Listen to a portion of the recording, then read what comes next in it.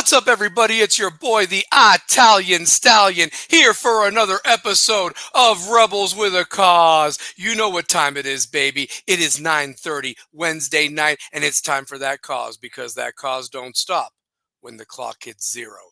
Got a great show for you tonight with a really fun panel and a guest that I've been wanting to come back on. He was a previous guest on the show, and now he's going to be a panelist talking about something he knows a lot about.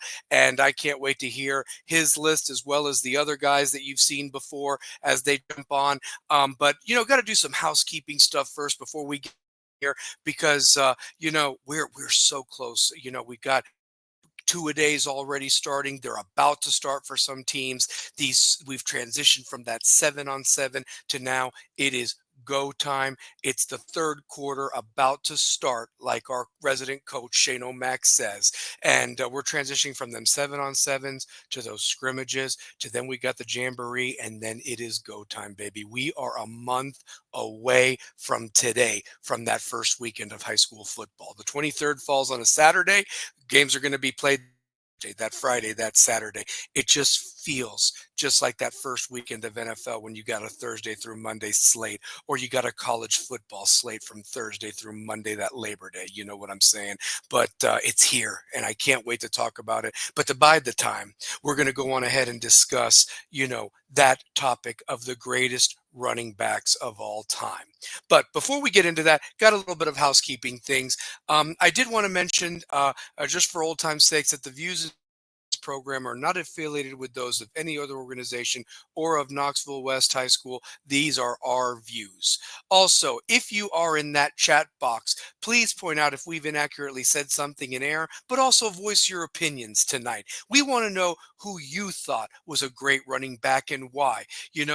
Maybe you don't agree with our list of who we think is the greatest. And, greatest can mean so many things. Are you talking about a running back that potentially could just take a game over? Or are you talking about a guy that was just unstoppable?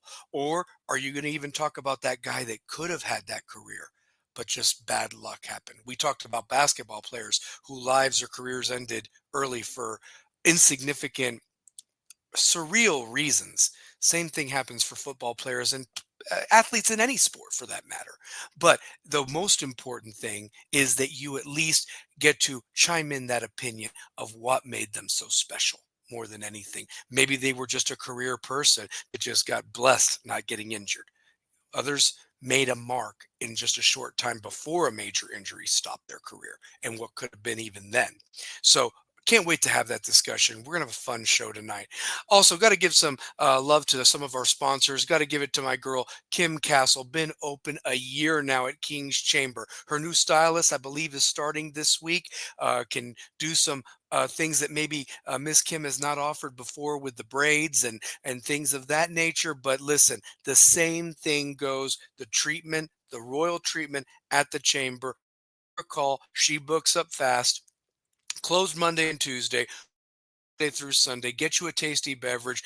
Get you treatment there, whether it's a haircut, beard trim, anything that will make you feel good and also contribute a local business there. Miss Kim Castle, let them know Rebels with a Cause sent you. Maybe she'll get you a little discount too. Also, got to give some love to a guy I got to see this weekend for a mini reunion, class of 2003 grad, Mr. Alex Thatcher, and his Knoxville Coffee Company right there off of Sutherland Avenue in the heart of Marble City. That brew is good any time of the day. And listen, even if it's summertime, you still got them long early mornings. Definitely go hit him up. That coffee is delicious, and let them know Rebels with a Cause sent you. Also, got to give some love to Razor Shop Barbershop of Knoxville. Fink or Corey, let them know that 332 Studios, Two Pair Tape, Brian Tate, as well as the guys at Rebels with a Cause told you to go go pay them a visit, and they'll get you taken care of with their style. And speaking of 332 Studios, got to give them a follow. They've got some exciting things going on over there. Now that football is here, can't wait to see what content they produce along with the other things they have been doing. So Big Fact Sports Network, follow them, 332 Studios on YouTube. Got a couple of house personal notes. Give a Rest in peace to Ozzy Osbourne, who left us very early at 76 years of age. If anybody's not watched the special tube where he performed with some greats, he sounded amazing, and it was almost like he knew that that swan song was going to happen. But we lost a, rock and roll legend, and prayers to his family. I know that he was very, very entertaining those early 2000s, even finding a way to reinvent himself after just being Ozzy or with Black Sabbath, gets his family involved in a show, The Osbournes, that was really big part of pop culture on MTV, and even has had some shows with his son traveling around and looking at spooky places. So the guy just always made himself relevant. Big time influence on so many bands and so many musicians, and definitely had a repertoire that is definitely appreciated and will be missed. But the wonderful thing about people like actors and musicians, even though they're gone, the films and the masterpieces will live on in infamy. So just something to appreciate them when they're no longer with us. I want to give a shout out to our former Rebel football players and the best of luck in college, whether they've already started their careers playing ball or starting their next step. Some guys right off the top of my head: Wyatt DeRoche, Pork Chop being over there at Maryville. Got to give some loves to James Mills doing the JUCO thing, and obviously Antoine is going away party this Sunday. I hope I can make an appearance and wish him well in his next step. And for all the rebels that have recently graduated and were a part of these babies behind me, I just wish you all the best, whether in the academics, the athletics. This is your time, and remember that cause don't stop when the clock hits zero, and you got to make that cause special for whatever you do. And don't forget where you came from. You were a graduate of West High School, and no one can take that away from you. Also, to the West football team, especially the seniors, good luck this year. Have an amazing season, guys. This is it. Whether if you're blessed that your career continues in the next level, terrific for some of you. This is it. So you got to really make it count. I hope that I know that it's a rough game, but may the pads protect you, and just leave it all out there on the field, guys. Whether it's the last play or the first play of a great season. So I wish you all the best of luck, as well as all the other high schools. And their players, as long as you're just not playing West. So I'll just leave it right at that. So, but with that being said, let's get this party started. So the question is, are the GOATs when it comes to running backs. And I've got an exciting panel, as I mentioned before, that I want to bring on. So if you're watching this live or recorded, please give them the dap that they deserve, and just respect our opinions. Remember, we're just as all in good fun. We love talking sports. I look forward to this every week. And to be blessed to be having this discussion with this group of guys, I couldn't be happier. But anyway, let's bring them on. First, you know him as our resident coach and stats guy. He has been with us from practically the beginning, and who better to let us know what is good talent at all three levels, because he's watched a lot of football over the years and has now recently coached it. So put your hands together, give him the love he deserves. The one, the only, Mr. Shane O'Mac. How you doing, baby? Man, another long night. Best practice we've had of the year. I'm excited to be here tonight. We're talking about my favorite position because it's my former position tonight. So I am ready to go. I love it. I love it. And I can't wait to hear what your criteria is, and the lists and the names, and it's going to be amazing. I can't wait to get it going. So Oh, next up, I want to make one more statement real quick. sure, absolutely. So in about 2 months now, I will be leaving Knoxville. Oh wow, Yeah. oh wow. So Well, I'm publicly saying that now. Only a few people know, but at the end of this football season, I will be moving to Middle Tennessee with my son. wow. Well, I will tell you this. The beautiful thing about this show is you got a computer, you got an internet connection, you will always be a part of it, because we've got guests from Louisiana coming on. I think Yep. we can accommodate Middle Tennessee. And I know we talked on Saturday at that reunion, and you're not that far away, bud. You can always come visit. So Yeah, simple as it's that. So about an hour, 15 hour and a half drive. I'll be in between Knoxville and Nashville. I'll yeah. still be around. Just got to do what's best for my son. So Absolutely, brother. Well, like I said, huge breaking news right there, honestly, and we'll just got to enjoy this football season while we have you, yep. bud. So simple as that.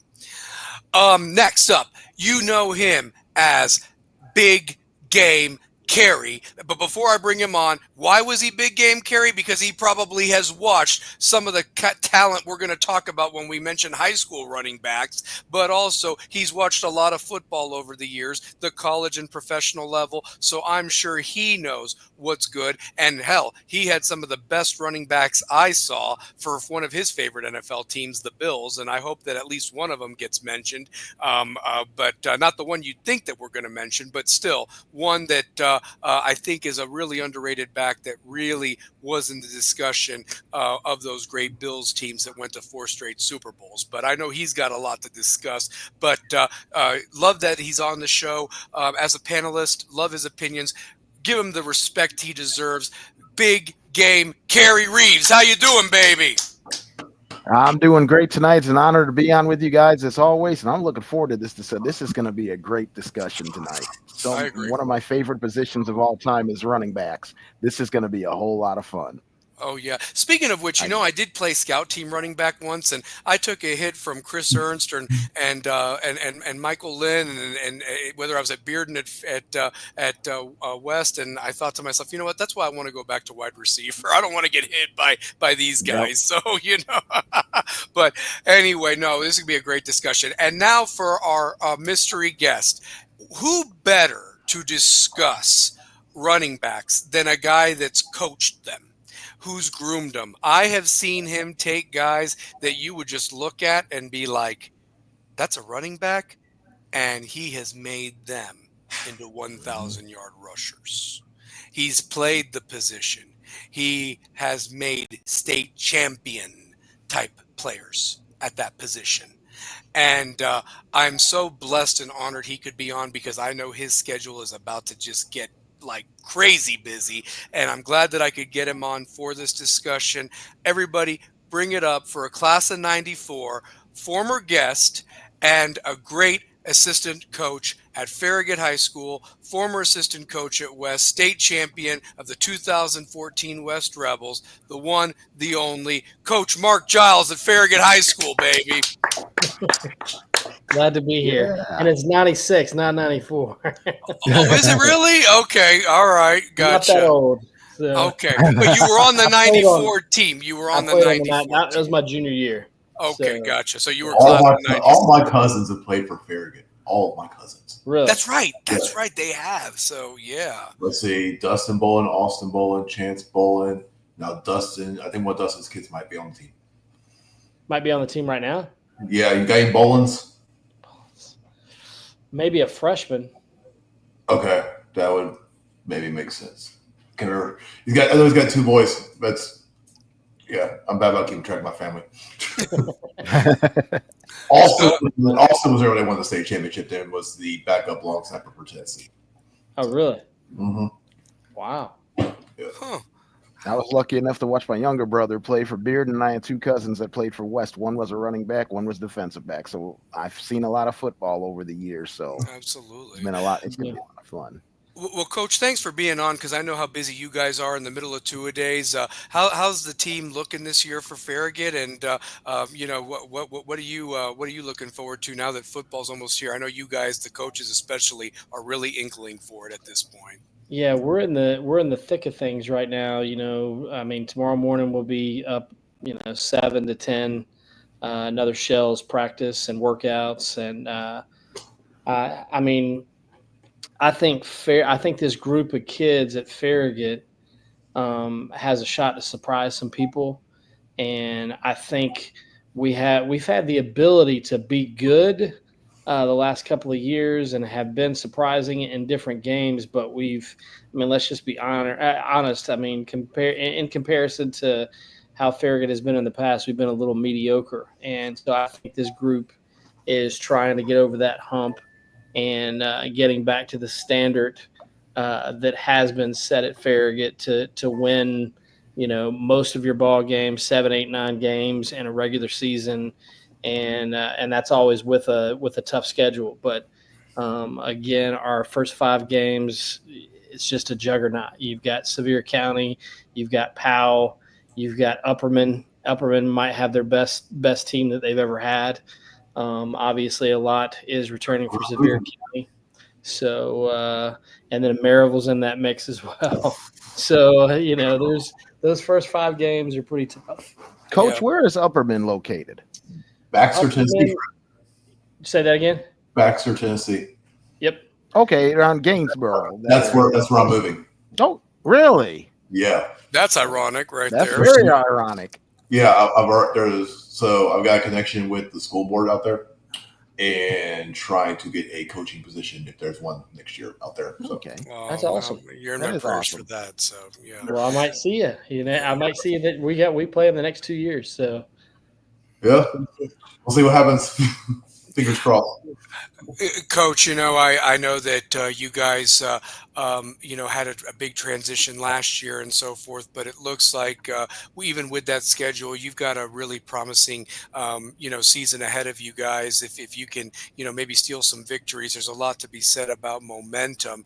Real quick, the one thing that I did want to mention is that it sucks that how the regions have shaped up, and now with the schedules, I hate that West and Farragut aren't going to play, because that's been a fun rivalry these last few years. Whether Farragut was on the winning end or West and so forth. Right. So yeah, but yeah, I obviously I'll miss it as well. Just I love going to West. So so I'll definitely miss it, and I think it'll be back in a couple of years. But they just couldn't work out a game. This particular Lamar and Jeff tried to get it worked out, and they couldn't get a particular game worked out. And so we just added Sevier County and. And I will never forget the scrimmage we had during spring practice against Farragut. A full-out brawl broke out on the practice field. Oh, wow. But what was worse was I took my helmet off and swung it, not realizing I hit my cousin. Our grandfather is there watching it. This sounds like a Major League 2 fight or something like that. So out of the dugouts. He sees me swing because Dustin was taller than me, but I was always the more stocky, stronger one.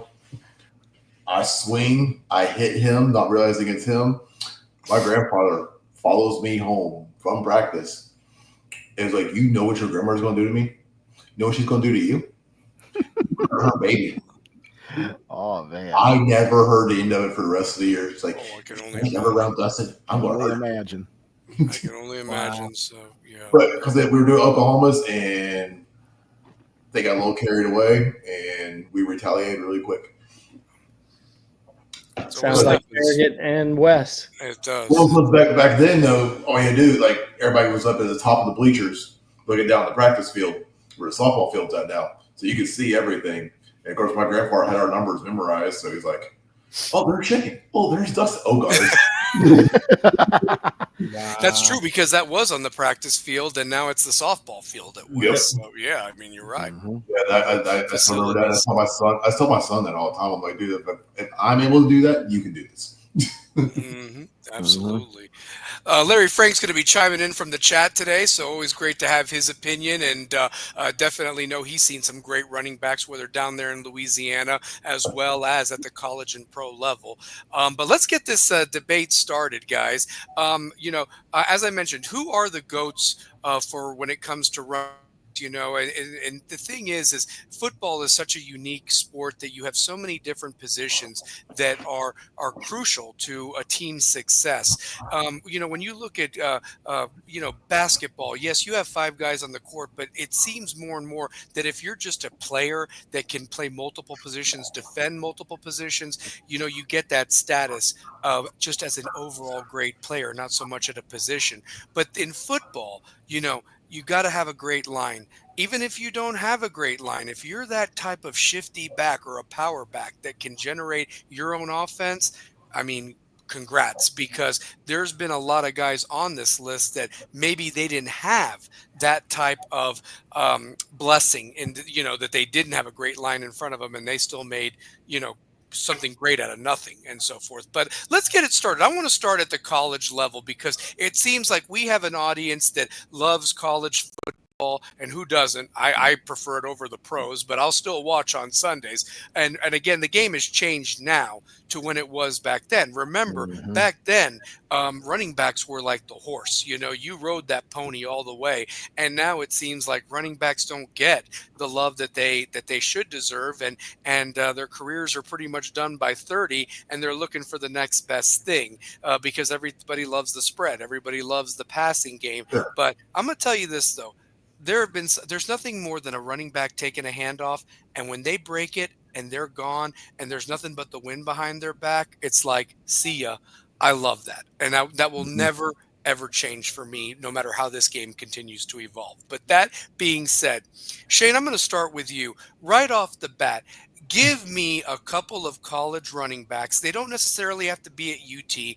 They could be anywhere that you have seen over time, whether you've seen highlights from before you were watching football religiously to even now. Who stands out to you as some of the great college running backs? Here's my top 5.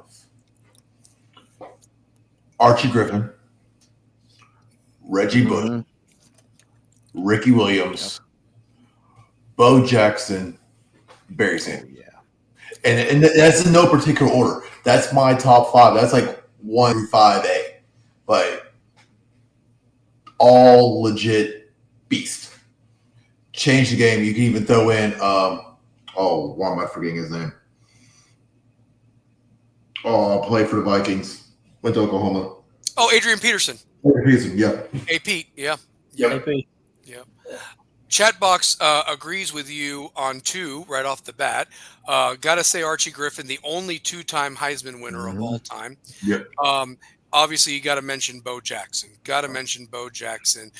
Man amongst boys. I mean, I can go on for days. I can probably list off 15. Yeah, but for sure. Like, just those right there. I mean, you want Earl Campbell, freaking Jim Brown, Ernie Davis, Dan Thomason, Marshall Falk, OJ.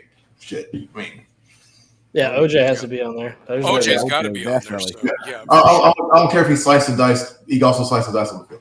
Yeah. Well, here's the other thing too. And it's funny that you mentioned something. The criteria too, and we all have different reasonings for the list. Shane, if you can just delve a little bit deeper, what made you select those 5? Was it a special season that stood out to you, or are you looking at it was 3 or 4 years, whether they stayed in college? It's everything about the way they ran the ball, saw the field, delivered the punishment on the field. Like you weren't going to tackle them. You weren't going to stop them. They were going to change the game. You let them take over. They're doing their thing. Even if the offense ran, you knew the offense was running through them. You weren't going to stop them. It just wasn't going to happen. Like they changed the game of football each time. And they made the position better. It is what it is. It's my favorite position. Wish my kid was bigger so I could make him a running back, but unfortunately he's a receiver and a DB. So absolutely. Hopefully he grows in high school. Yeah, hopefully. Yeah.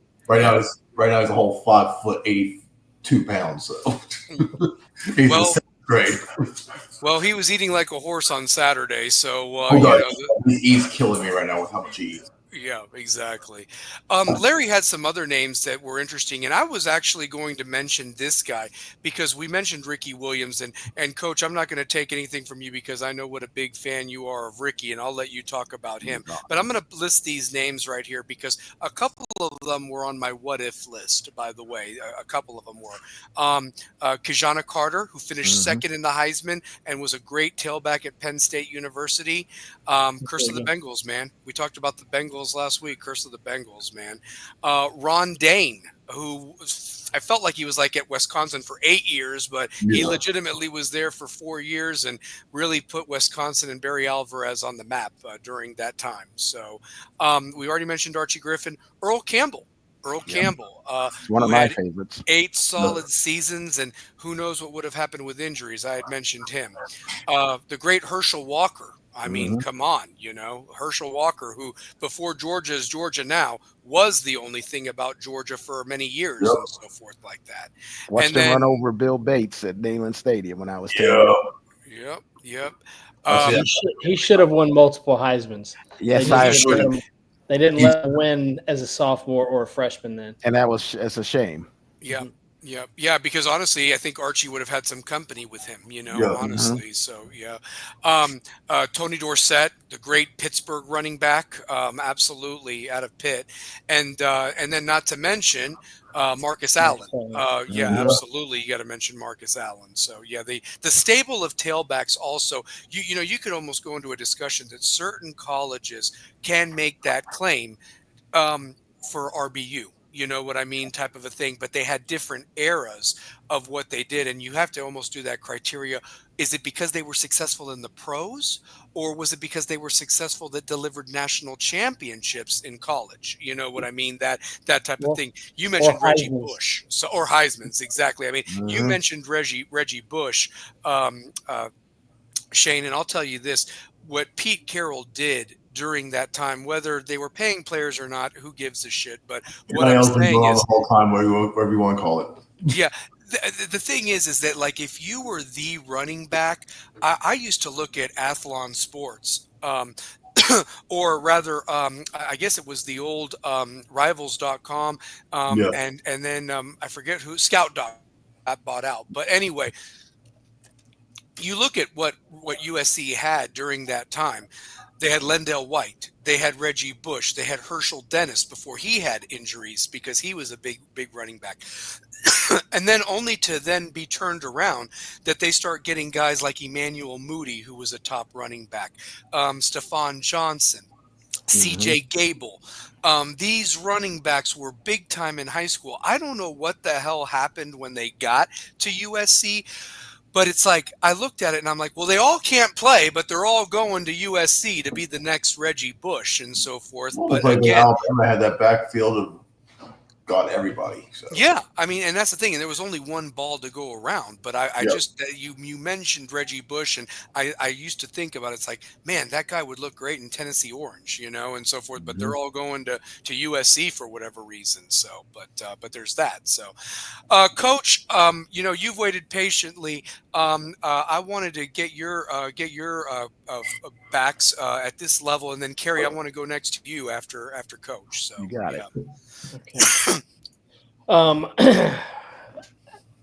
Again, in no particular order, I'm glad you guys said Ricky Williams off the bat because there's a game used Saints helmet, a game used Dolphins jersey, and Dolphins face mask, and a big picture of Ricky back there. So I'm a huge Ricky Williams fan, and it all started at Texas.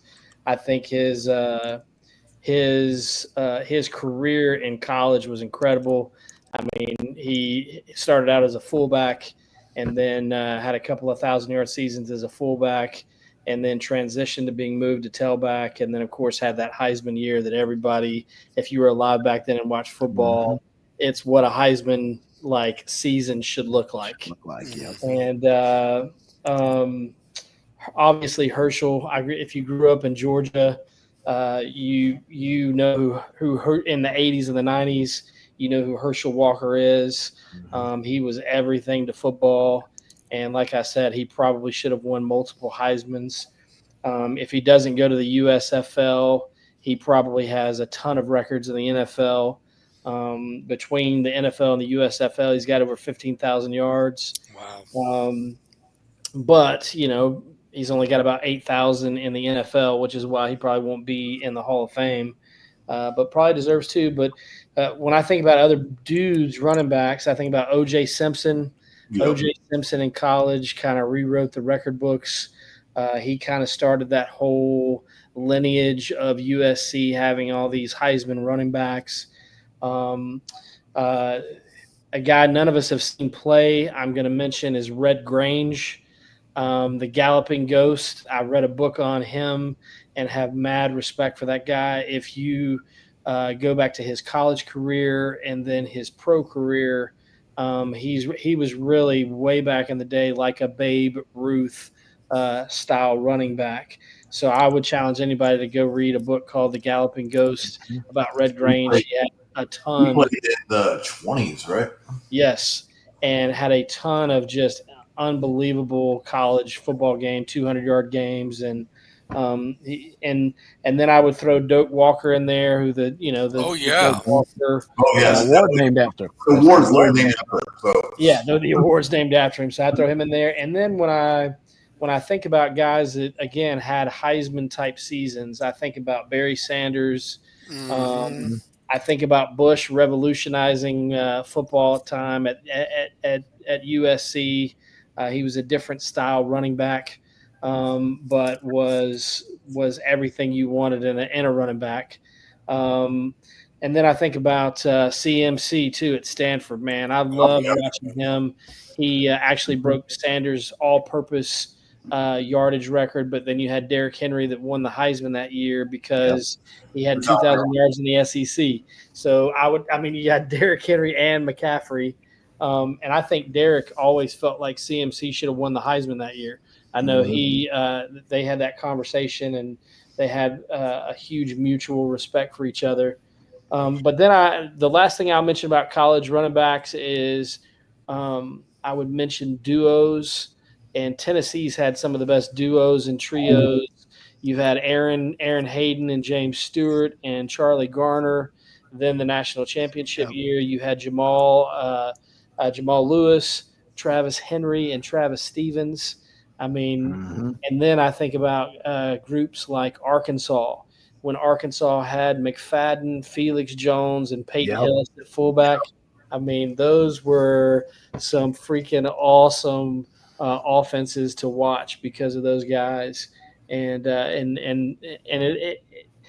think about the Georgia teams, man. The Georgia teams the last couple of years, they've been loaded with guys that have ended up from Gurley to Sony James Michelle. Cook. Sony Michelle. Sony Michelle, James Cook. Yep. To who's the guy that's was with the Browns? Keeps getting hurt. Nick Chubb. Nick Chubb. I mean, you've had Nick Chubb in that mix, and there's a lot of guys. All those running backs have had significant injuries that came out. Yep. I was at Neyland Stadium when Nick Chubb got hurt. It was like hearing a gunshot go off when his knee popped. You could hear it. It was that bad. I had to go home and watch the footage because I couldn't see it from where my seats were. I was like, oh my God. Didn't want to see it, man. Yeah. Well, and the thing is Nick Chubb has also suffered a very gruesome NFL injury. I think with the same knee. So you're not really supposed to tear. Those rare things, the same sideline. Yeah. Yeah, it was it was almost identical. Yeah, absolutely. Wow. So, yeah. Obviously, Larry, being a big Miami fan, you got to mention some of their running backs. Chuck Foreman, Otis Anderson, Melvin Bratton, Alonzo Highsmith. I'm going to touch on him when we get to another category that I will bring up. Obviously, Edgerrin James, who really kind of started the new running back for Miami during that time. I mean, it went from Edgerrin James to James Jackson to Clinton Portis to Willis McGahee to Frank Gore. Najee Davenport was supposed to be a tailback, got moved to fullback, and hell, even you have Walter Payton's son, Jarrett Payton, in there in the mix, and so forth like that had 1,000-yard when Frank Gore went down with his second ACL injury. So yeah, I mean, Miami again is another great one. Duke Johnson and Frank Gore. And then I would even throw in, you got to look at Syracuse. You had Jim Brown, you had Ernie Davis, you had Larry Zonka, you have Rob Conrad. I mean, and they haven't treated. There used to be like a shrine to number 44. Yes, and used to be a big deal. Rob Conrad he went off on Twitter last year on the Syracuse people for not honoring the running back position the way it has, because all those guys wore 44. Yeah, and he wore 44, and I remember him. Yeah, my mom went to school with Ernie Davis at Syracuse. They have been friends for years. Yeah, that's awesome. She said pound for pound, he was probably the best football player she has ever seen, and she will swear by that. Yeah. That's Well, cool. and then Jim Brown. I mean, my Jim Brown, God, you too. look at Jim Amazing. Brown. I mean, My they don't. God. That's like something that was made out of a factory on NCAA when you're creating your own player, but it was like 40 years before that was even a thing or what have Could you. you imagine if he didn't retire at 32 to be an actor? If he had played about another 4 years. It'd be The untouchable. Packers would be unbreakable. Yeah, it'd be Oh, unbreakable. absolutely, absolutely. Talking about. Also mentioned, we'll talk about the Alabama group and so forth because there's a guy there was a debate. We'll talk about like that college, high school level because there are those guys that really you thought were going to be the next big thing from high school, and something just didn't happen. It just didn't transition for certain guys. You mentioned Derrick Henry, Coach Giles, right off the bat. Everybody thought Bo Scarborough was going to be the next Derrick Henry, and he had a good season, but he never could recover from that leg break that he suffered against Clemson in the national title game. And some people say that if he hadn't gotten hurt, there's a good chance Alabama goes for 3 in a row and doesn't lose that game to Clemson because he was really in that first half before the leg injury, and he never really recovered from that. But a lot of people, when he was coming out of high school, it was either him or Kelvin Taylor, Fred Taylor's son, and so forth. But you never really heard much of those guys. So there's no guarantees of when you go from the college level to the NFL level, let alone the high school to the college level. These people rank these guys, and maybe you go into a bad system. You thought you were going to a good team, and maybe you just weren't used, and somebody's better, and the competition you're playing is better. So there's all sorts of factors that factor into that. But I'll get into the Alabama guys. You talk about a school that I think really low key has had some fantastic tailbacks at the college level. I don't know why they really have never transitioned to the NFL. Maybe it was the system that they were in, but damn, they were a pain in the ass every time you played them. Me being on the other end of those games, being a Miami fan, but you got to talk about the running backs that went through Virginia Tech at some point or another. I think about Lee Suggs. I think about Kevin Jones. I think about Darren Evans. I think about Ryan Williams, and I even think about David Wilson. And the last 3 guys I mentioned were all on the same team at the same time. I mean, you talk about a 3-headed monster, and the only reason that Ryan Williams and David Wilson got showcased was because of an injury to Darren Evans. So, I mean, that's just crazy. But I'll give you a couple of running backs that stand out to me in the college level. And obviously they transitioned even more so in the NFL game. Eddie George at Ohio State, just an absolute beast of a guy. And realistically, I feel like was the 90s version of a Jim Brown, to be honest with you, the way that he was built like a truck. I think about Jamal Lewis, came on the scene as a freshman. If he doesn't get hurt in that Auburn game, listen, Travis Henry and Travis Stevens were phenomenal running backs, but there was something about Jamal Lewis that was just very special. And the sad thing, he suffered, injuries, but still managed to have a very, very good career. You know what I mean? Type of a thing. And we'll get more in the NFL, but I just wonder what would have happened gotten hurt in that Auburn game with Tennessee's 98 season. I really feel like Jamal's, sophomore year, if he doesn't get hurt, I think he wins the Heisman or comes close to it. And it's the same way I felt about Robert Edwards at Georgia. If Robert Edwards at Georgia doesn't get hurt, he was the best player in college football by far. And I felt that way about Jamal at the same time. Sorry to cut you off. Oh, no, you're not cutting me off at all. No, and I was going to mention him too. So I have a funny Jamal Lewis story. So back in high school, just in middle school, maybe. My mom was friends with Jamal Lewis's roommate in college. He worked at the liquor store at the top of Bearden Hill. Okay. It was like Sequoia something. I don't remember what it was called. But I'm sitting in my room playing Madden. My mom yells for me. Come in the living room. Walk out my door. Turn to the left. There's Jamal Lewis standing in my living room. Wow. That's awesome. Man. That is cool. Yeah, ironically, I was wearing my number 31 jersey. Nice. It's a good story. So yeah, I mean, like that's the day I fell in love with the running back position because, like, It's like, holy shit, like Jamal Lewis is in my house. Holy shit. That's cool. No, that's It's the first time my mom ever heard me cuss. I didn't get in trouble. Yeah. You know, That's awesome. it's funny you Jamal's mentioned awesome. that. Yeah. I mean, Yes. well, and you look at guys that had special seasons, and so forth that maybe weren't considered a great college running back, but you think about to get 2,000 yards. I don't care where you play at or what level. I mean, that takes a special group of guys to do that and so forth. You mentioned, um, the who was it that had that 2,000-yard season? Coach, you just mentioned him a second ago. That had a 2,000-yard season. In college, or Yeah, in college. I think it was in college. No, Barry Sanders had one. Yeah, Barry. Yeah, we mentioned Barry. That's right, Barry. But I think of another guy that had a 2,000-yard season, and his career didn't really transition, but he was another Penn State guy, Larry Johnson. Larry Johnson. Yeah. And he got a break because of what happened to Priest Holmes, only to have an injury himself. I mean, that's a guy that really had a special season in college. I think of Travis Stevens. A lot of people were ready to put Cedric Houston or J Train or Derek Tinsley in there as true freshman running backs, and Travis Stevens, like, everybody forgot about me.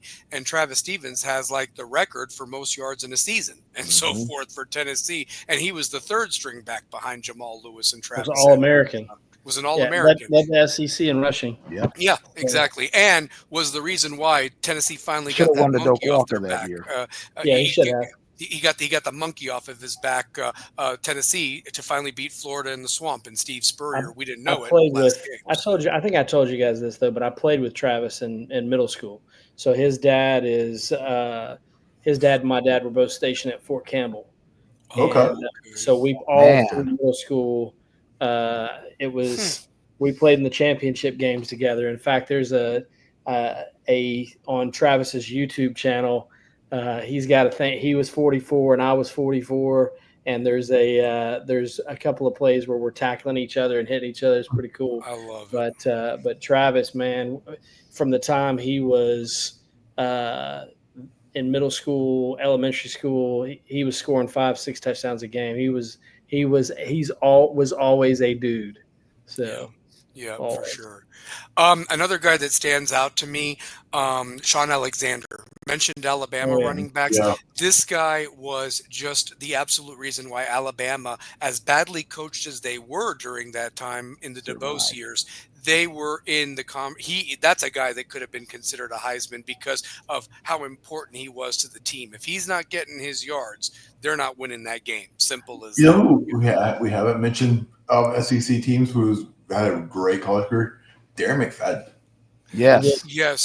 Yes, we do need to mention Darren McFadden. So yeah, absolutely. So he's either a 2 or a 3-time Doak Walker winner. Mm-hmm. So if that tells you anything, he probably should have won the Heisman as well and kind of got robbed. Yeah, but he was also in that same backfield with Felix Jones. Yeah, Ellis. Yeah, I mean, so they were raw, man. Yeah, they're actually the ones that started the Wildcat too. That's where the whole Wildcat thing came from, because they were using those 3 in that deal. And Auburn really used it with Cadillac Williams and Ronnie Brown and Brandon Jacobs. I mean, that Auburn running back stable was unbelievable. I don't remember what the guy's name was, but they had a white kid. Yeah, I know what his name was. I'll pull it up. Let's see. Yeah, that was also with that group of 3 guys. Do you know why I remember him? Because he was a pain in the ass when Tennessee played him. All 3 years. That's how it always works. All three of those games Tennessee lost. They lost in the 2003 game on the road that they shouldn't have. They lost. Yeah, I was at that game at Auburn. I was 2004 when game day was here. Mm-hmm. We lost, and then we lost the rematch in the SEC championship game. And I really believe that Auburn team should have at least gotten a piece of the national title and should have played USC, in it for a chance. I think they would have given them a better game than Oklahoma did. So yeah, but that's just me. I'm just going to throw out a couple other college names really quick if I can. Sure, go ahead. Absolutely. So. But I loved watching Jerome Bettis with Notre Dame. Oh, yeah. He was at Notre Dame. little wishbone, the power wishbone deal they had. You had Ricky Waters. Those dudes were awesome. And then I think back to Kansas State had Darren Sproles, and Darren Sproles, man, he was a walk on, and he's about my size, 5'7", and just a cool dude. So, but I'll tell you this. It's interesting. It's interesting that you mentioned Sproles, because Sproles was really the reason that exposed that Oklahoma team that everybody thought was going to win the national title that year, and then they still got in because they were so ranked high. And Nick Saban and LSU just put a clinic on defense in the Sugar Bowl. That's right. Saban's first national title. So Darren Sproles really, was a big time contributor to that Kansas. Great one right there. I'll give you one. And some argue that he should have won the Heisman Trophy over Geno. Marshall Faulk over at San Diego State. College was pretty special to watch and so forth. So yeah, I mean, so that's one. Kerry, give me some college ones that we've not named that maybe stand out to you, brother, that you feel were some great ones. We talked about USC. The running back started with OJ, but the guy after OJ was named Sam Bam Cunningham. And this dude was 1971, 240 pounds. You're a big boy back in 1971. And he ran like a track sprinter. You get him in the wide open with his frame, it was all over. And then I got to see later, as I got older, Billy Sims out at Oklahoma in that wishbone offense with him being the back end. Got 250 pounds that ran a 4.640 coming right at you. And you have one or two decisions. Either you move over or get knocked over. Because he was going to do one or the other. And then another USC tailback I loved was Charles White. He was before Marcus Allen. Oh, yeah. He was the MVP, two-time MVP of the Rose Bowl. Beat Michigan and Ohio State back to back, and one of them helped win a national championship. Split a national championship with Alabama in the late 70s. Played for the Rams and the pros. Yep. Mm-hmm. Yeah. And then one of my favorite combinations of all time was the Pony Express. Was Eric Dickerson and Craig James. How do you forget those two guys? The only people that stopped them was the NCAA. They were the only ones that could stop them. Was the NCAA? Because I'm surprised that there's never been another death penalty.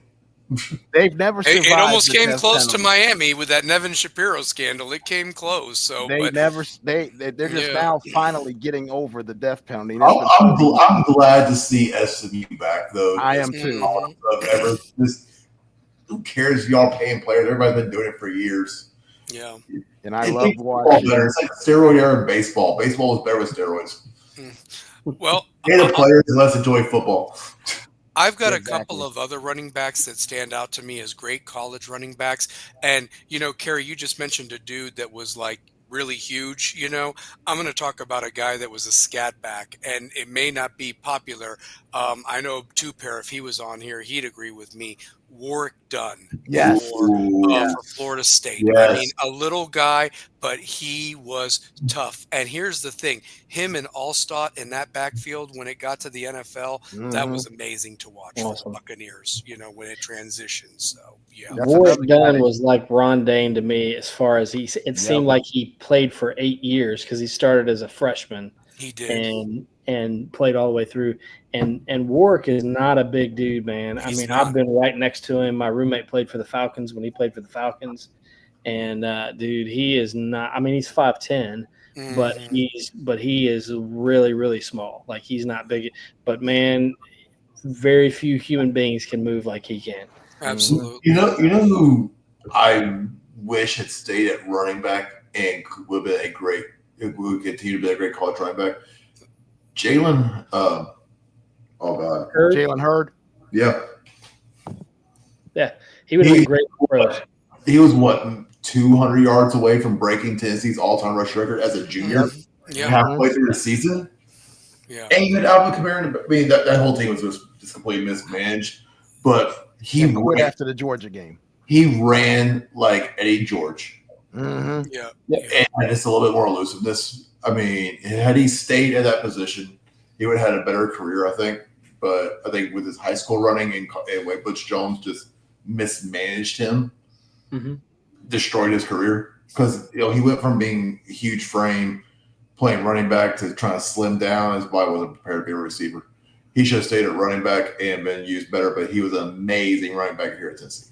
The crazy thing to me about him is that it's sad to me because when the kid was in high school, I mean, I watched a couple of interviews because Cottrell was in school then too. Mhm. And he was about a year ahead of Cottrell. So we thought we were going to play beach actually going into the 2014, 13-14 seasons. Yeah. And he ended up taking hurt his shoulder or something. Yeah, they played him at free safety, that idiot coach or whatever, and he gets hurt. That's right. I remember that. Yep. But he was all about running back. And I remember going to a spring practice at Tennessee and watching him at running back thinking, man, we're back. Like, this dude is the real deal. Mm-hmm. And then a couple of months later, he's not even with the team.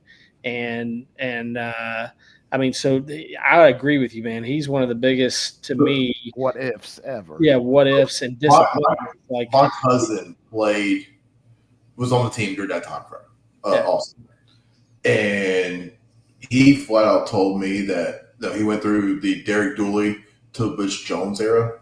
Yeah, he said Butch Jones, he would rather play for Dooley than Jones. Just because of how Jones was as a person and a coach. Well, and can I throw something out there?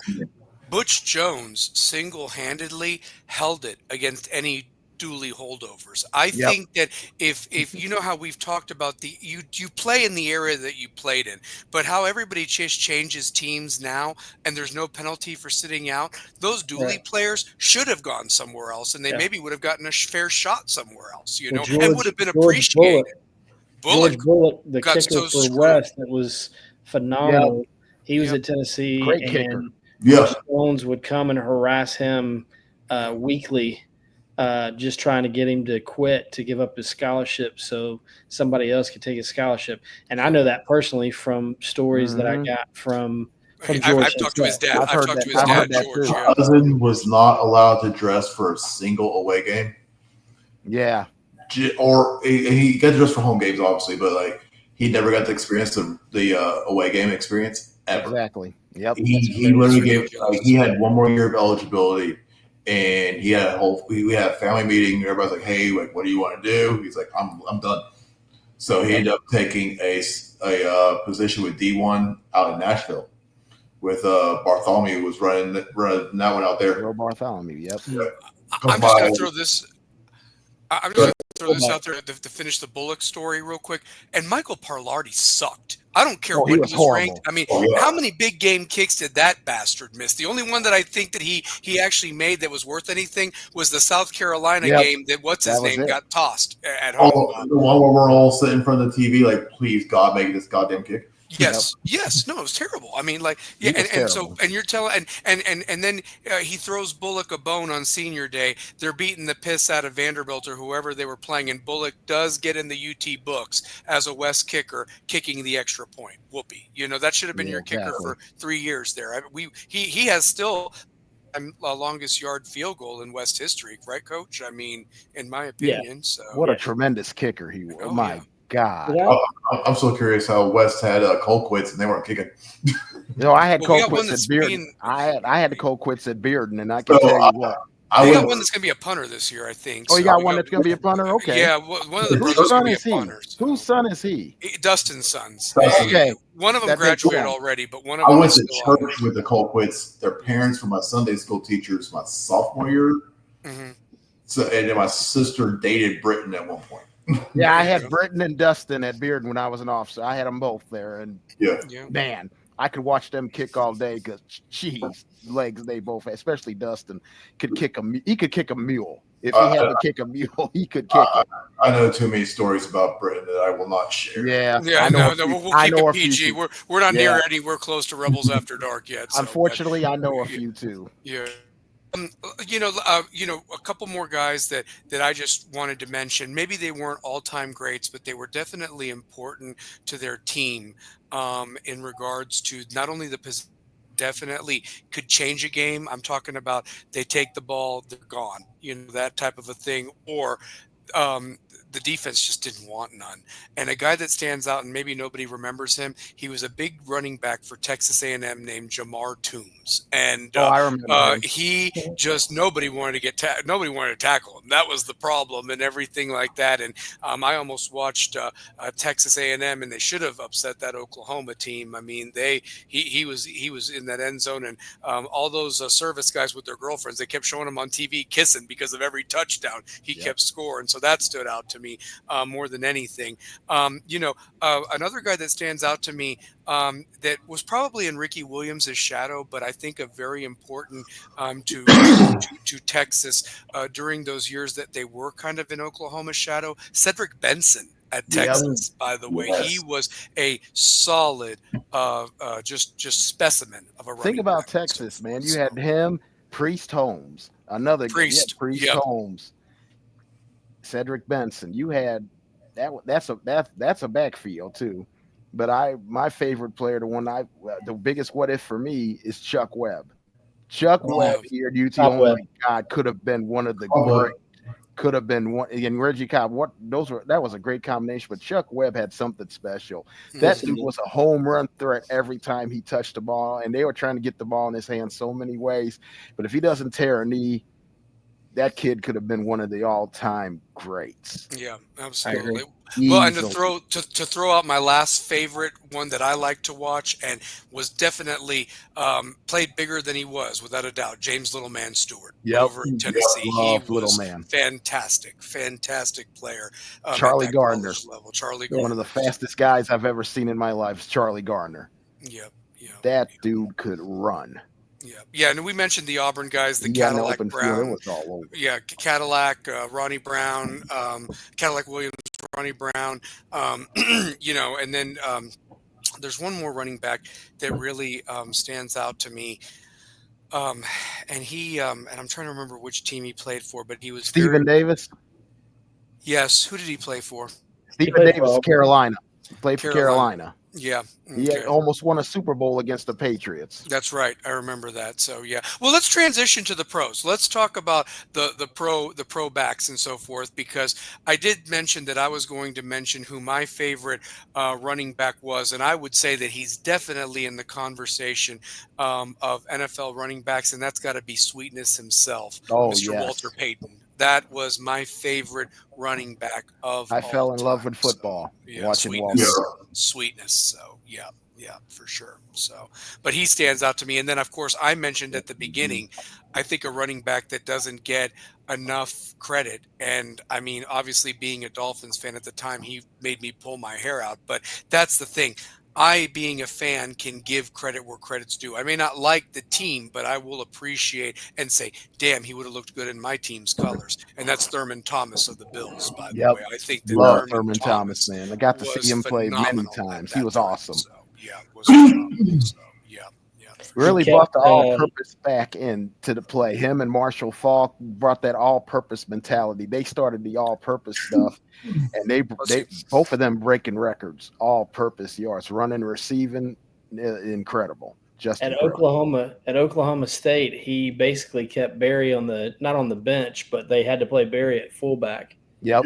So can you imagine? I mean, wow, just sick, just absolutely sick. So. And guess who was a quarterback? Mike Gundy, who's the coach there. He was the quarterback. Yeah. Well, our favorite mullet. Our favorite mullet. I'm telling you, with his tirades. Yep. Come at me. Come at me. I'm 40. I'm a man. I'm a man. Oh, my God. He was the quarterback. Oh, funny how that works out, doesn't it? It really. And who stands out to you, by the way? I'm going to put some names up there that Larry has shared. Obviously, Eric Dickerson. I mentioned Walter Payton. He does too. Barry Sanders. You got to talk about him. You talk about a running back that was great at both levels, and that's like a category in itself.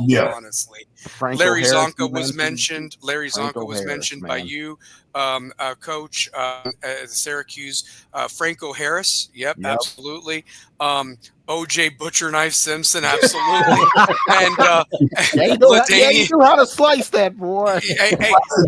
The juice.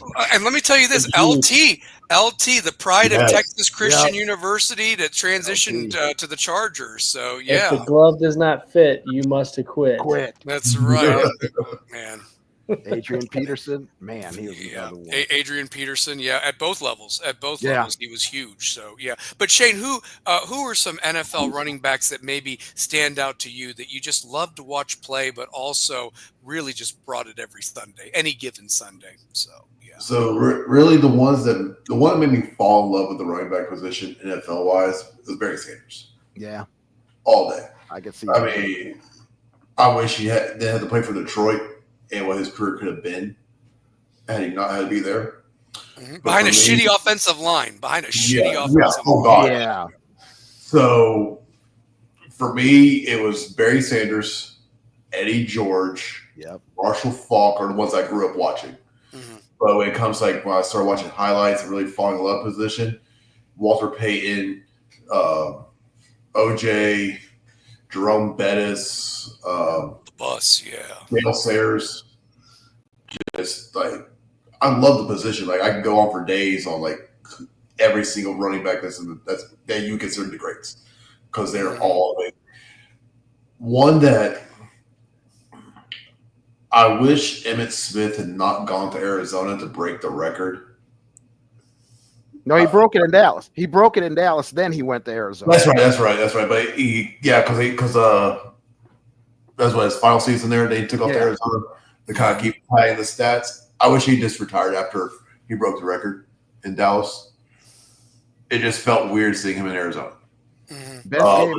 Best game I ever saw Emmitt Smith play wasn't the Super Bowl.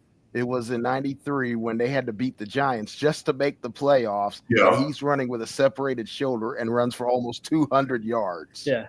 With a separated shoulder. I think remember he had that. a That bro- was I on think New he had Year's a Day. broken- That was like a New Year's Day game, if I'm Yep, not mistaken. that was New Year's Day. I game. remember that. It was my mom's week 16 birthday. of this. That was Yeah. I want last to say he had Yep. a broken rib too. Let's I see. think so. I think you're right. You're right about that too.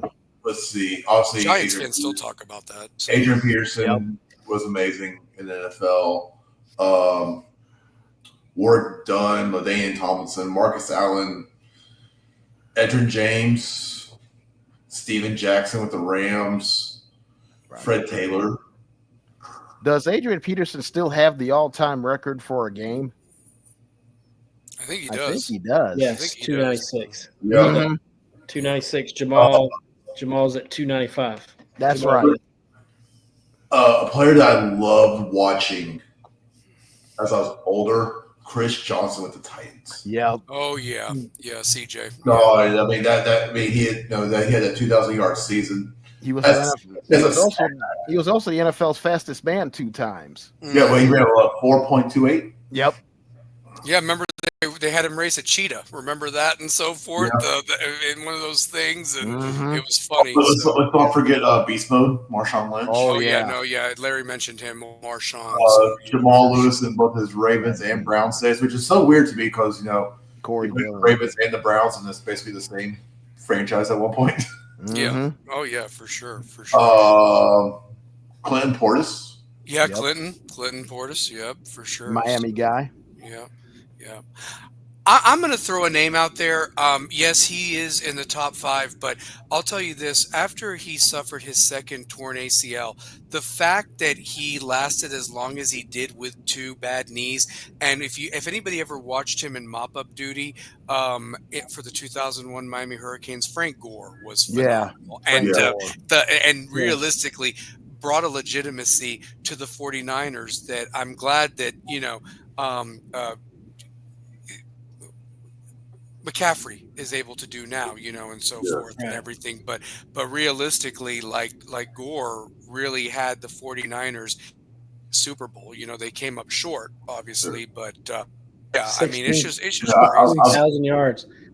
I'll tell you a story. Sorry to interrupt. I'll tell you a story about Frank Gore. Josh Allen's rookie year in Buffalo as a quarterback. He said Frank Gore taught him more lessons about how to be a professional than anybody. He said the player he is now is because of Frank Gore. That's how much Frank Gore meant to him as a not as a football player, but as a professional. He taught him how to be a professional.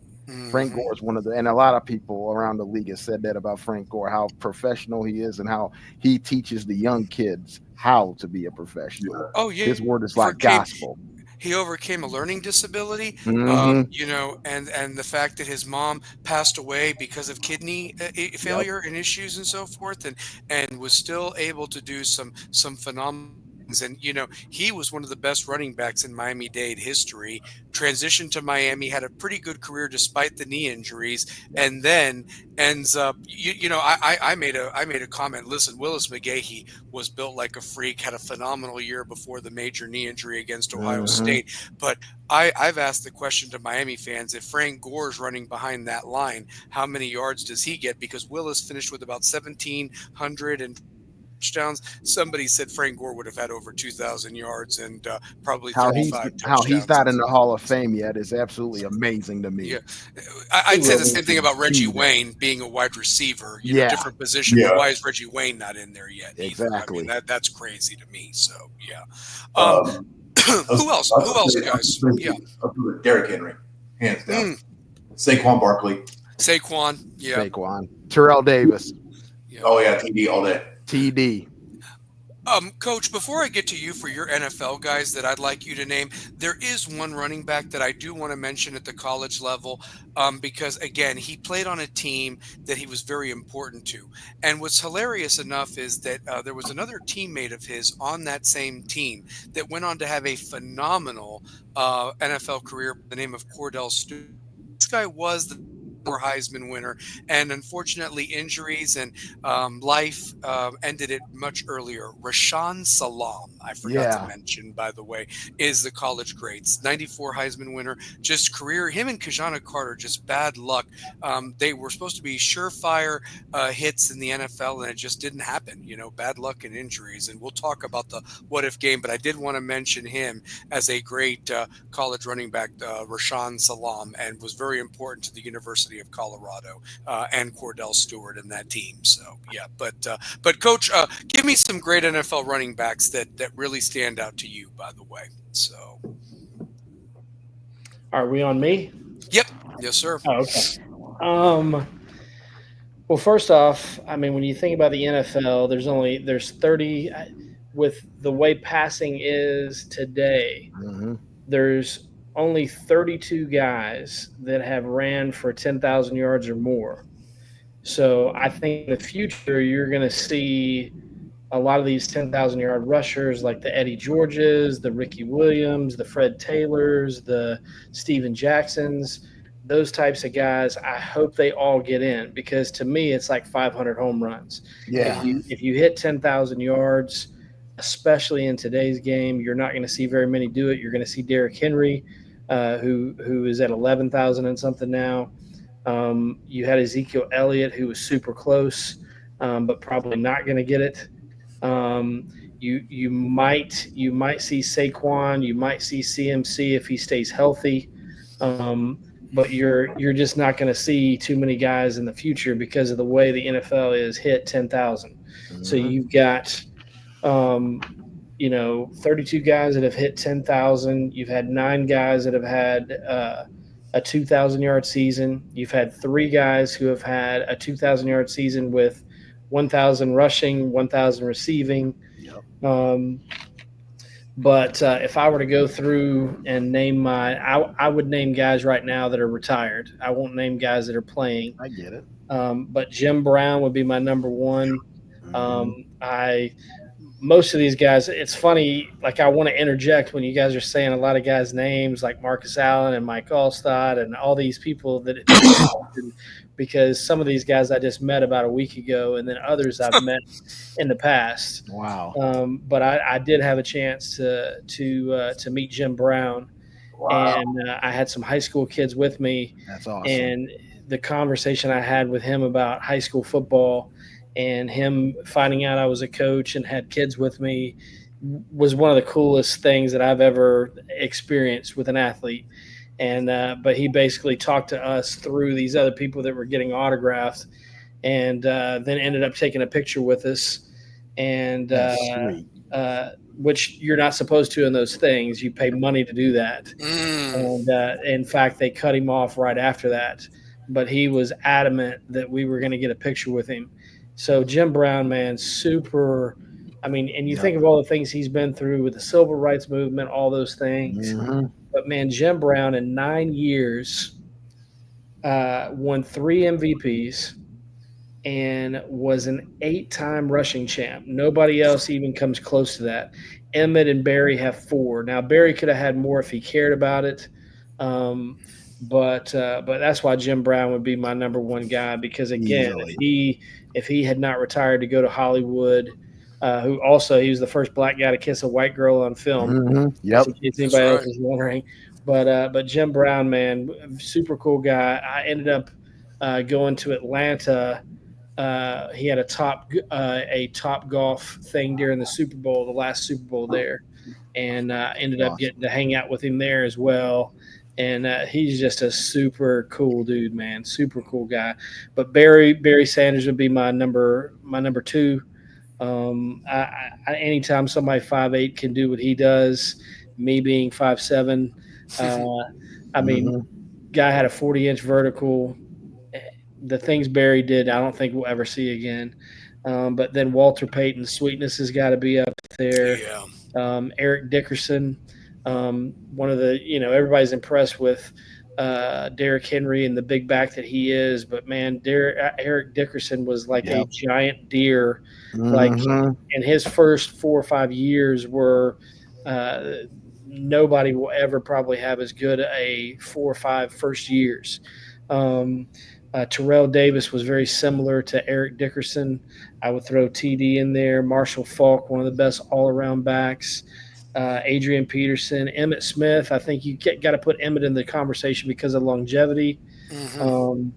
Earl Campbell, O.J. Simpson, Man. Marcus Allen. I had the privilege of meeting Marcus Allen a couple weeks ago.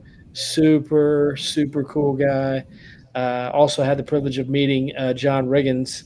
And when he signed Rigo. that Redskins helmet back there, and his buddy that was with him was like, "Hey, just so you know, he's the only white guy with 11,000 yards." So, And pretty the only cool. white guy that I ever saw that could rock a mullet. Oh I yes, mean, he that can could rock a mullet, rock but it he had a well. mohawk. He had He a was mohawk in the early 70s, which was incredible, man. he was wearing a Cowboys hat, so he's still a super cool dude, man. But really cool. But you know, when I talk about my favorites today, CMC is my favorite. Mm-hmm. Then I would throw Derrick Henry in there, and then I'd throw Saquon. You can't. I think those 3 guys have battled for who's the best in the league, Yeah. really the last 5 Mhm. years.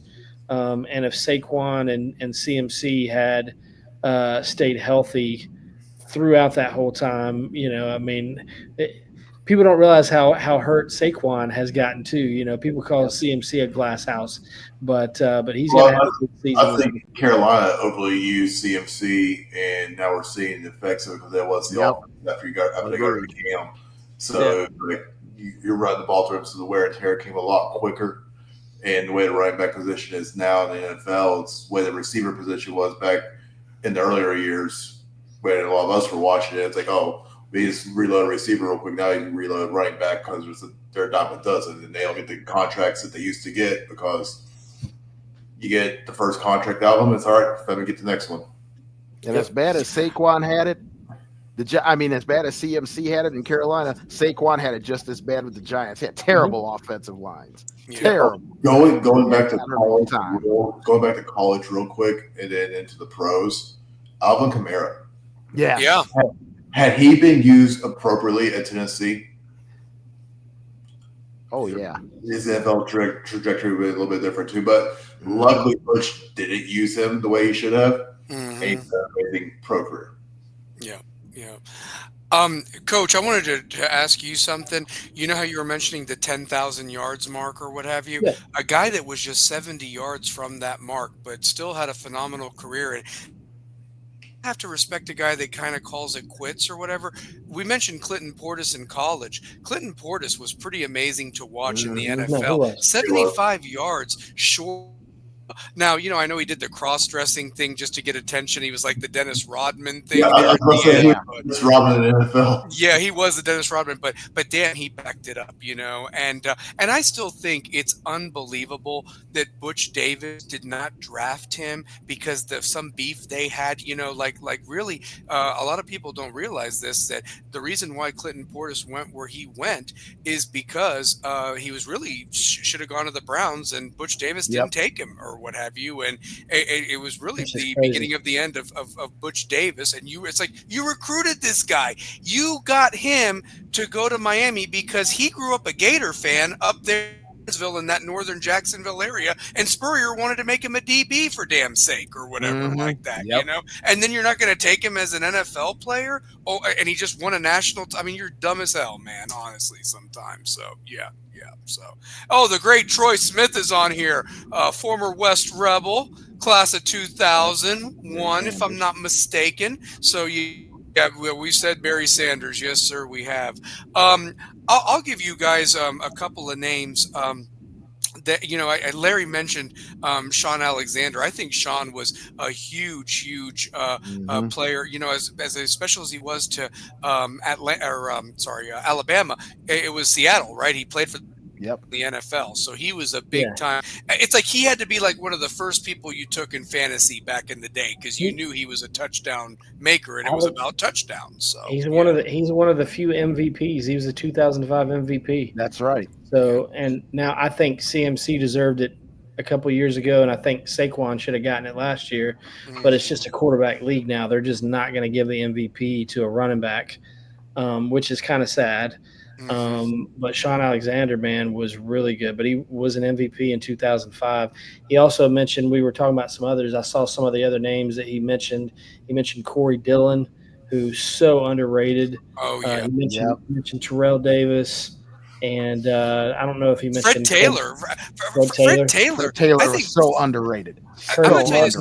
You talk about a player that was good for the Gators, but I mean, he really exploded when he got to the NFL. Like, I mean, there are some guys that just maybe go the opposite, that don't do as well in the NFL. This guy was just incredible. Here's Maurice Jones-Drew.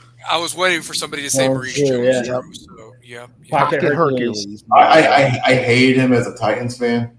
Oh, of course. He could run the ball. He could run the ball. Yeah.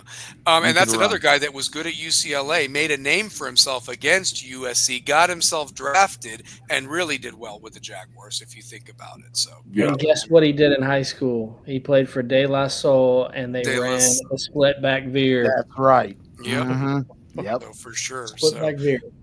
Yeah, Troy. Yeah, we've mentioned Slice and Dice, O.J. Simpson. We sure have mentioned him. The butcher knife. We damn have mentioned him. So, I do want to transition.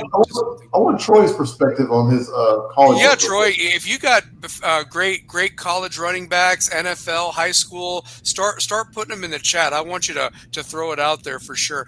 I do want to transition while we see Troy's picks or what have you. And Larry, if you're still on, I'd love to hear your what ifs. And before we do go to the what ifs, one running back that I still feel it is the biggest crime ever. I don't know what really happened with that. I understand salary cap and so forth. I'm glad he has a bust in Canton. But damn it, if you watched this guy, Edgerrin James. Yes. I mean, my God. And how he wasn't a part of that Super Bowl is a damn crime. It really is. No disrespect to the running back that they did have that was from LSU, but my goodness, I just cannot believe that a talent of Marvin Harrison, Edge, Reggie, and Peyton, they did not get one all together, or at least more than the one that the three got when they. I was going to say, at least I thought three of them got one.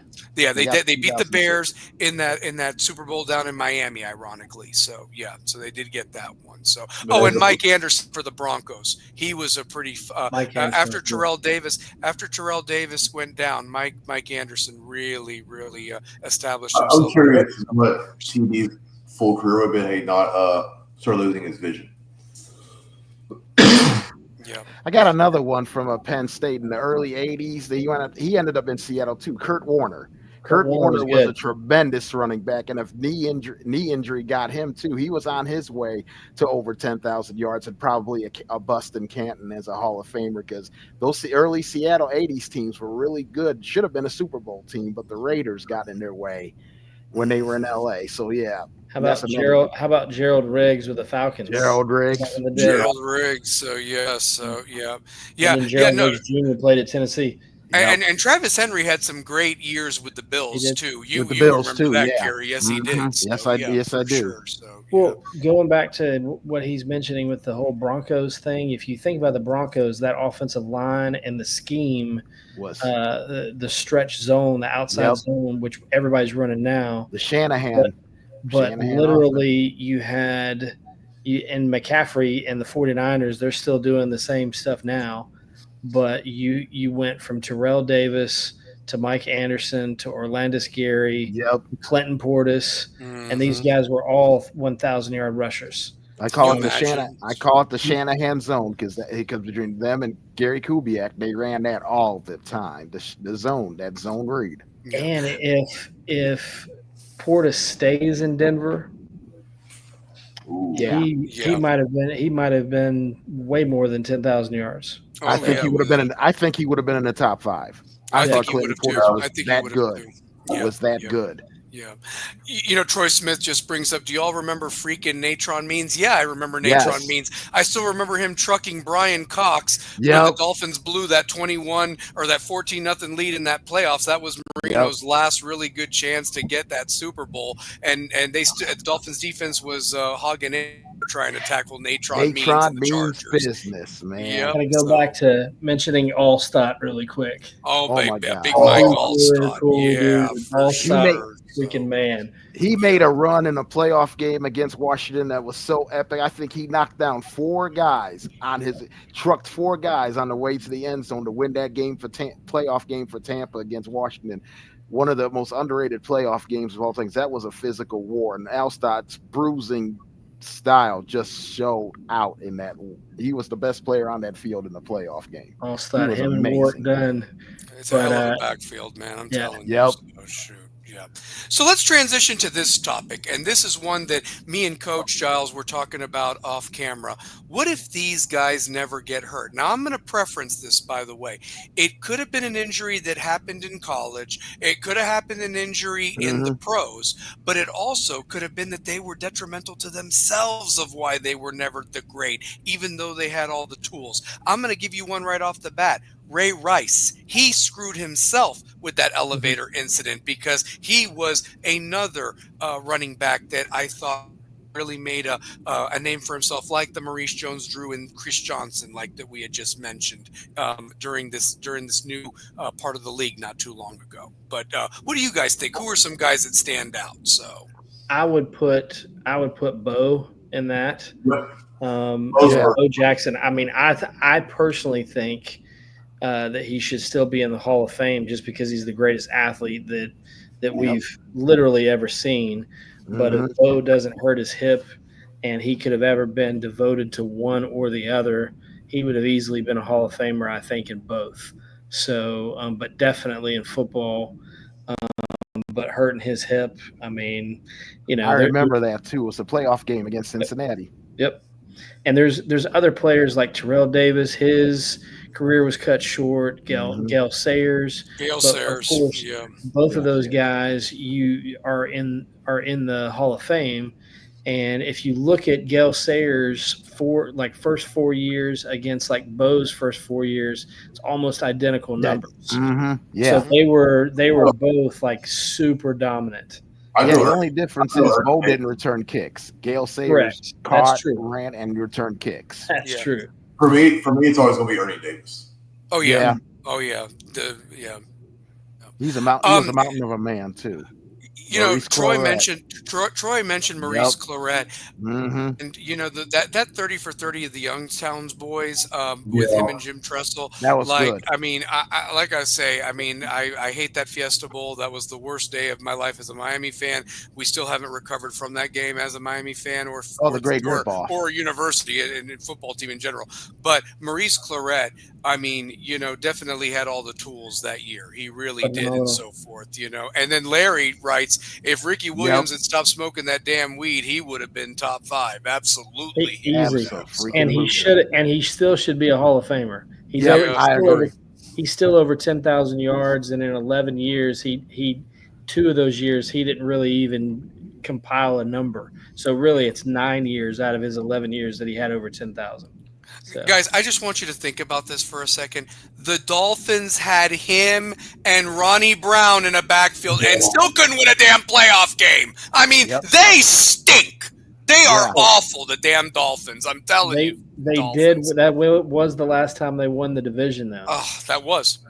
Yeah. So, Yep. yeah. Thank you, Larry. You took the words right out of my mouth. So, but absolutely. So, but bad, worst pass interference call in the history of football. Worst. Well, and that should have never happened. Well, you want to know something? You mentioned. I'm going to mention Willis McGahee because if he does that gruesome of a knee injury, and many people don't recover from that. Tear the ACL, the PCL, the MCL, as well as part of the meniscus, comes back to get drafted by the Bills, sits out, has a very good career, and really does well with the Ravens, and still finished with over 7,500 yards with, I mean, just think if he had 2 good knees. I mean, that's just telling for me. Talk about Willis McGahee. So, yeah. 2 things I would mention on this, going back to Claret really quick, a quick story. My roommate was in Miami. Yeah, they got some good weed in Miami. He went from New Orleans to Miami to New Orleans as well. So I think Ditka and him, I still remember when Ditka drafted him and traded all those picks and had that damn fake dreadlocks. Oh my God! Like only Ditka could get away with that. Somebody would get fired right off the bat. Now, Coach, go ahead with your story though. Go ahead with Claret. Claret, he was just a different when he was playing. Apparently he was so different than everybody else and really thought he was special. When my roommate Dimitri Deville played with him at Denver, he was in training camp and was doing well, but for whatever reason, he would go and stretch by himself when the team's stretching. Like he'd be on an opposite field stretching when everybody else was stretching. And there were things that he did that were just weird. That's what Dimitri said, because I was so curious. I'm like, man, how is Claret going to do? And he's like, man, I don't know if he'll make the team because he's just weird. He's just weird. And so he kind of hurt himself even in that respect because he could have done incredible things in Denver's offense. But the other guy that I would mention is probably the saddest guy that I would think of that we didn't get to see his full potential would be Robert Edwards.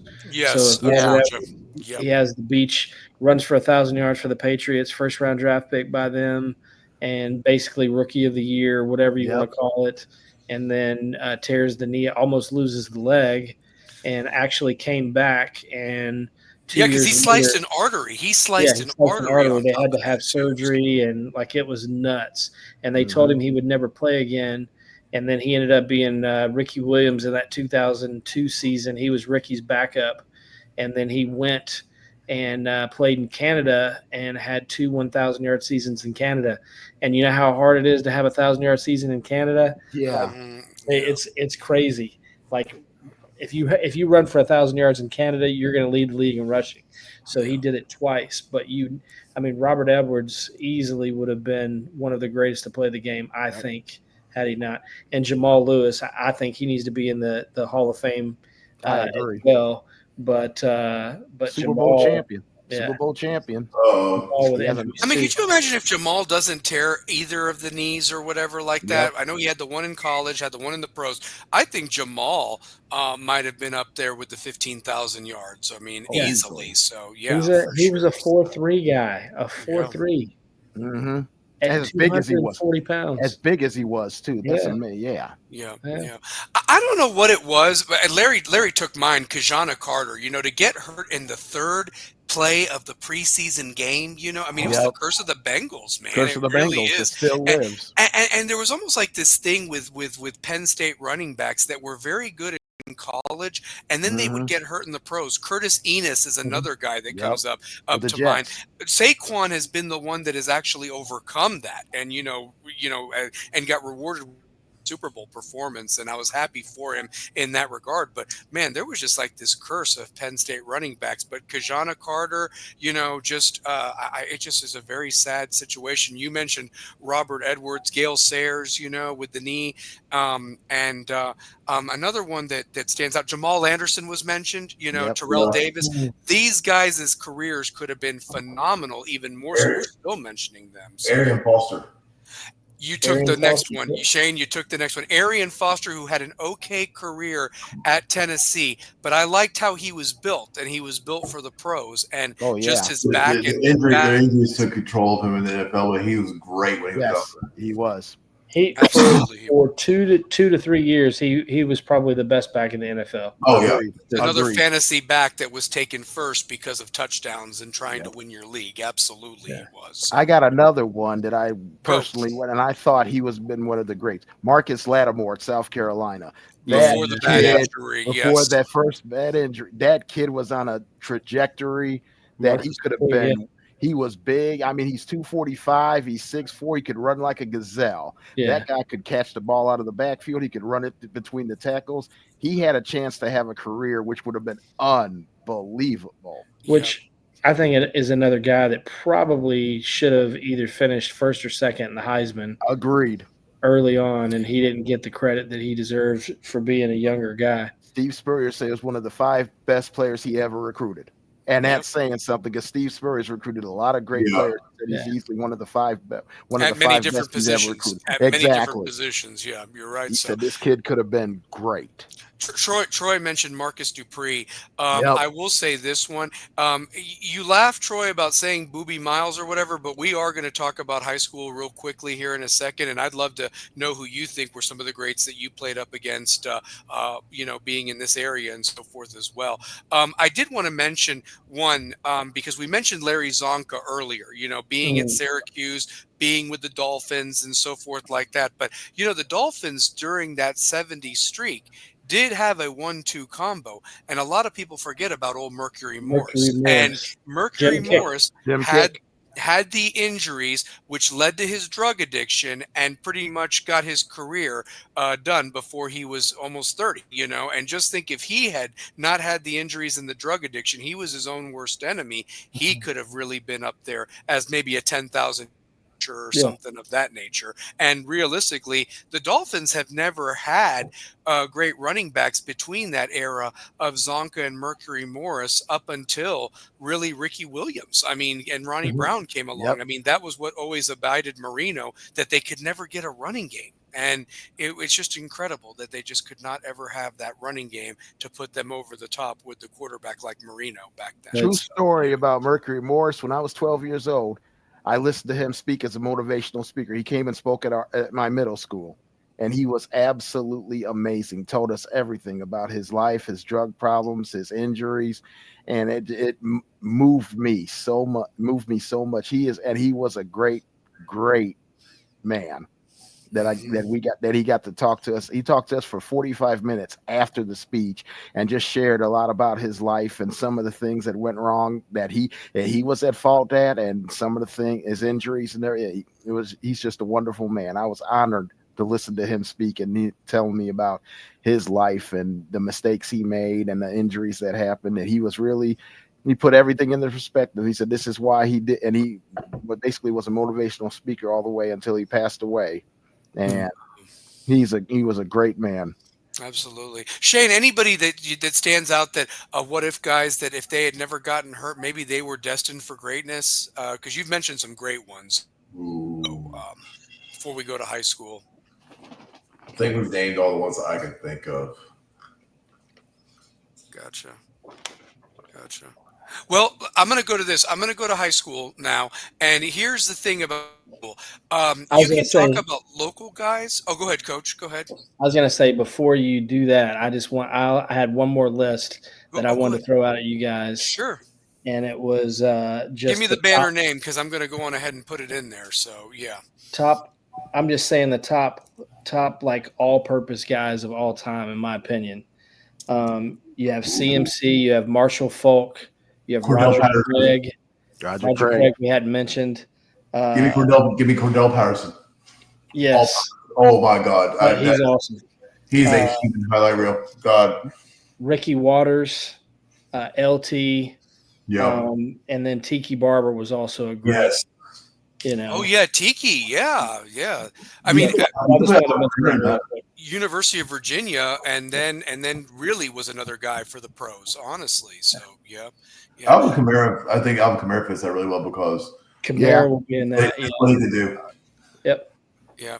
Okay, Kamara's Hey, definitely. I've got one for you guys. If okay, so the guy that got in the Hall of Fame by playing a position you wouldn't think would get in the NFL because of his speed and greatness, and you wonder how mismanagedly, stupidly coached those Miami Hurricane teams were. That maybe the kid doesn't know a playbook, but last I heard, if you create space and get this guy the ball, and he's a video game in itself. USC found the way with Reggie Bush. Why could Miami never do the same for Devin Hester? And Devin Hester, yeah. Oh, you could you imagine lining him up at running back? I mean, maybe it's the speed or so forth, but you pitch it out. I mean, that guy's gone with the speed that he was. I didn't think he was human at times. Still one of the greatest returners ever in the history Ever. of the NFL. Yeah. Yeah. Agreed. Yep.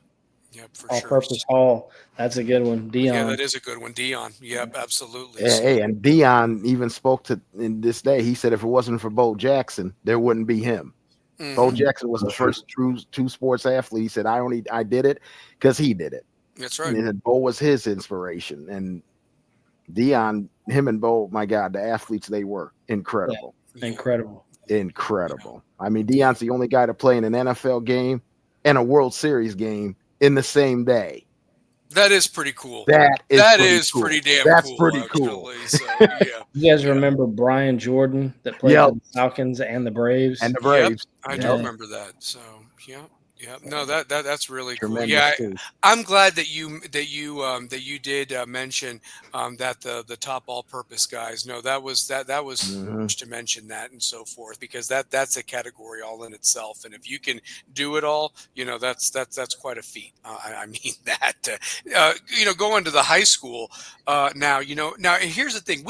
I know Larry's down in Louisiana. Larry, if there were some guys in Louisiana that you remember, definitely mention them. I already mentioned some guys that were supposed to be the next big thing that maybe just never transitioned from high school to college. I mentioned the Bo Scarborough. I mentioned Fred Taylor's son, Kelvin Taylor. Right? He was supposed to be a can't miss prospect. One guy that I mentioned last week when we were previewing this was Noel Devine. He was supposed to be this next great thing, and he was a 1-2 punch at West Virginia with Rich Rodriguez, but he had a lot of issues. I mean, he was a father of two by the time he even got to college. I mean, just did Man. not the proper guidance. I mean, Florida State and Notre Dame both offered him when he was a sophomore in high school, and just was supposed to be the next big thing, despite being his size of the 5'7". But he ran a 4.3, 4.2, 8, 40, and again, you get him the ball in space, he's supposed to be gone. But this one of the guys that just had a little bit of success at West Virginia, but not near what they were talking about of being a can't miss prospect. So who are some other guys though at the high school level that stand out to you? Obviously, Troy has mentioned Tommy Winton, who up until Nathan Cottrell came along, he did have the record at West for most rushing yards, being a 4-year player at West and so forth. So, but who are some guys? Obviously, and Troy mentioned Charlie Ward. He chose basketball with the Knicks, but he could have been a player, Heisman Trophy '93 winner and so forth. That could have maybe played in the NFL, obviously, but chose the NBA route. So yeah. Good call there. But talking about high school, who stands out to you in terms of who you watched, Shane or Coach, whoever wants to go? Carrie's taking a second, real quick, but who like to talk about in terms of great high school running backs in this area? We talking all time? Probably, yeah, Troy Fleming. yeah. Got moved to fullback at Tennessee, so yeah. But I mean, he held the records for the state for the longest time ever. You got Jalen Hurd. Give me a second. I'll come with the whole Oh, list. sure, absolutely. Ralph King from Riverdale. That was what, 99 to 01? Yeah, Gary Rankin was coaching him before he moved to Alcoa. So yeah, because Gary Rankin was Riverdale's coach back then. James Stewart from Mo West. Yep. Reggie Cobb from back in Rule days. Yeah. Leroy Thompson from AE. Yeah, Leroy Thompson. Yeah. I coached his son. Corey Booker from Oak Ridge. Gerald Riggs. Yep, down in Red Bank. So yeah. I'll mention Sean Bohannon over at Oak Ridge. Was Sean Alexander's backup at Alabama. Just couldn't see the field, but Sean Bohannon was a legend there at Oak Ridge for a few years. So yeah. Sean Green from Fulton decided to play basketball in college, but was an awesome all-purpose football player. Sean Green from Fulton. So, yeah. Speaking of Fulton, I loved watching DeMarcus Fine run the ball. Honestly, he was a hell of a running back for Fulton. So, how about Dennis Rogan? Dennis Rogan was a stud. Yes. Oh, I've heard that name forever. Yep, for sure. So, I got one for you. I don't know if it was the grades or what happened, but he was supposed to go to Tennessee. Dustin Lindsay at Alcoa. Lindsay at Alcoa. At same time as Dennis Rogan was at Fulton, by the way. So played with high school team beat Dustin Lindsay. That's true. They did. They did beat Dustin Lindsay. So yeah, Troy DeMarcus Dixon from Central absolutely was a stud. Absolutely can't beat him. Yeah, for sure. So. Another guy stands out to me in that era. Again, played two ways. I got to give dap to anybody that has over 100 tackles on defense, playing linebacker, and does over 1,000. 12 touchdowns in a season. Chris Ernst from Bearden. I mean, he was just a beast of a player back then for Bearden. So yeah. I'll also never forget the first stiff arm I took from Tommy Witten, the safety, the running back. Oh my God, my neck killed me after that one. I've gone face-to-face mask with Tommy Witten. It hurts. So yeah. Who was the running back from Bearden that went to Tennessee? No, No. He went to Arizona to play safety. His dad was a Tennessee coach. Oh. He played against us my junior year, and I just can't remember his name. He was phenomenal. His dad was a big-time coach, coached the Bears. Huh.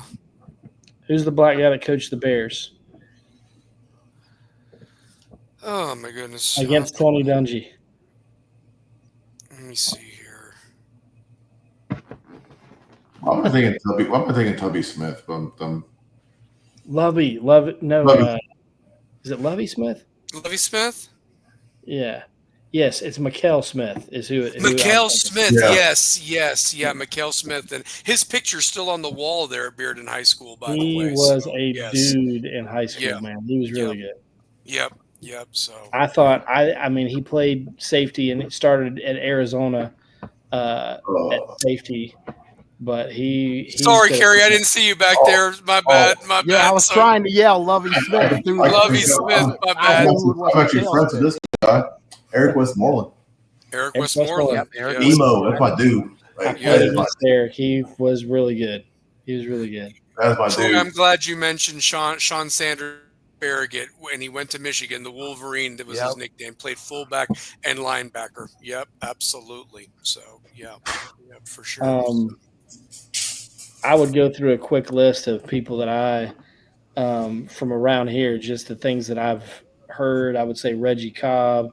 Of course, I'd throw Nathan in there, Cottrell. Yeah. Rogan, Bishop, Yeah, Deshaun all day. Case and Jackson. Oh I think yeah, Yeah. Casey Jackson. That's I a think name he's I in haven't remember heard. prison Casey now, well. but Yeah. he's not doing good now. But he was really good. Andre Sterling for Farragut. Yep. He holds all the records. Corey Anderson. And Ooh, Corey forgot Anderson about was Corey good. God, Leroy Andre Thompson. Sterling was good for Farragut. Yeah, he Leroy was. Thompson. Andy Hibbett was really good. Yep.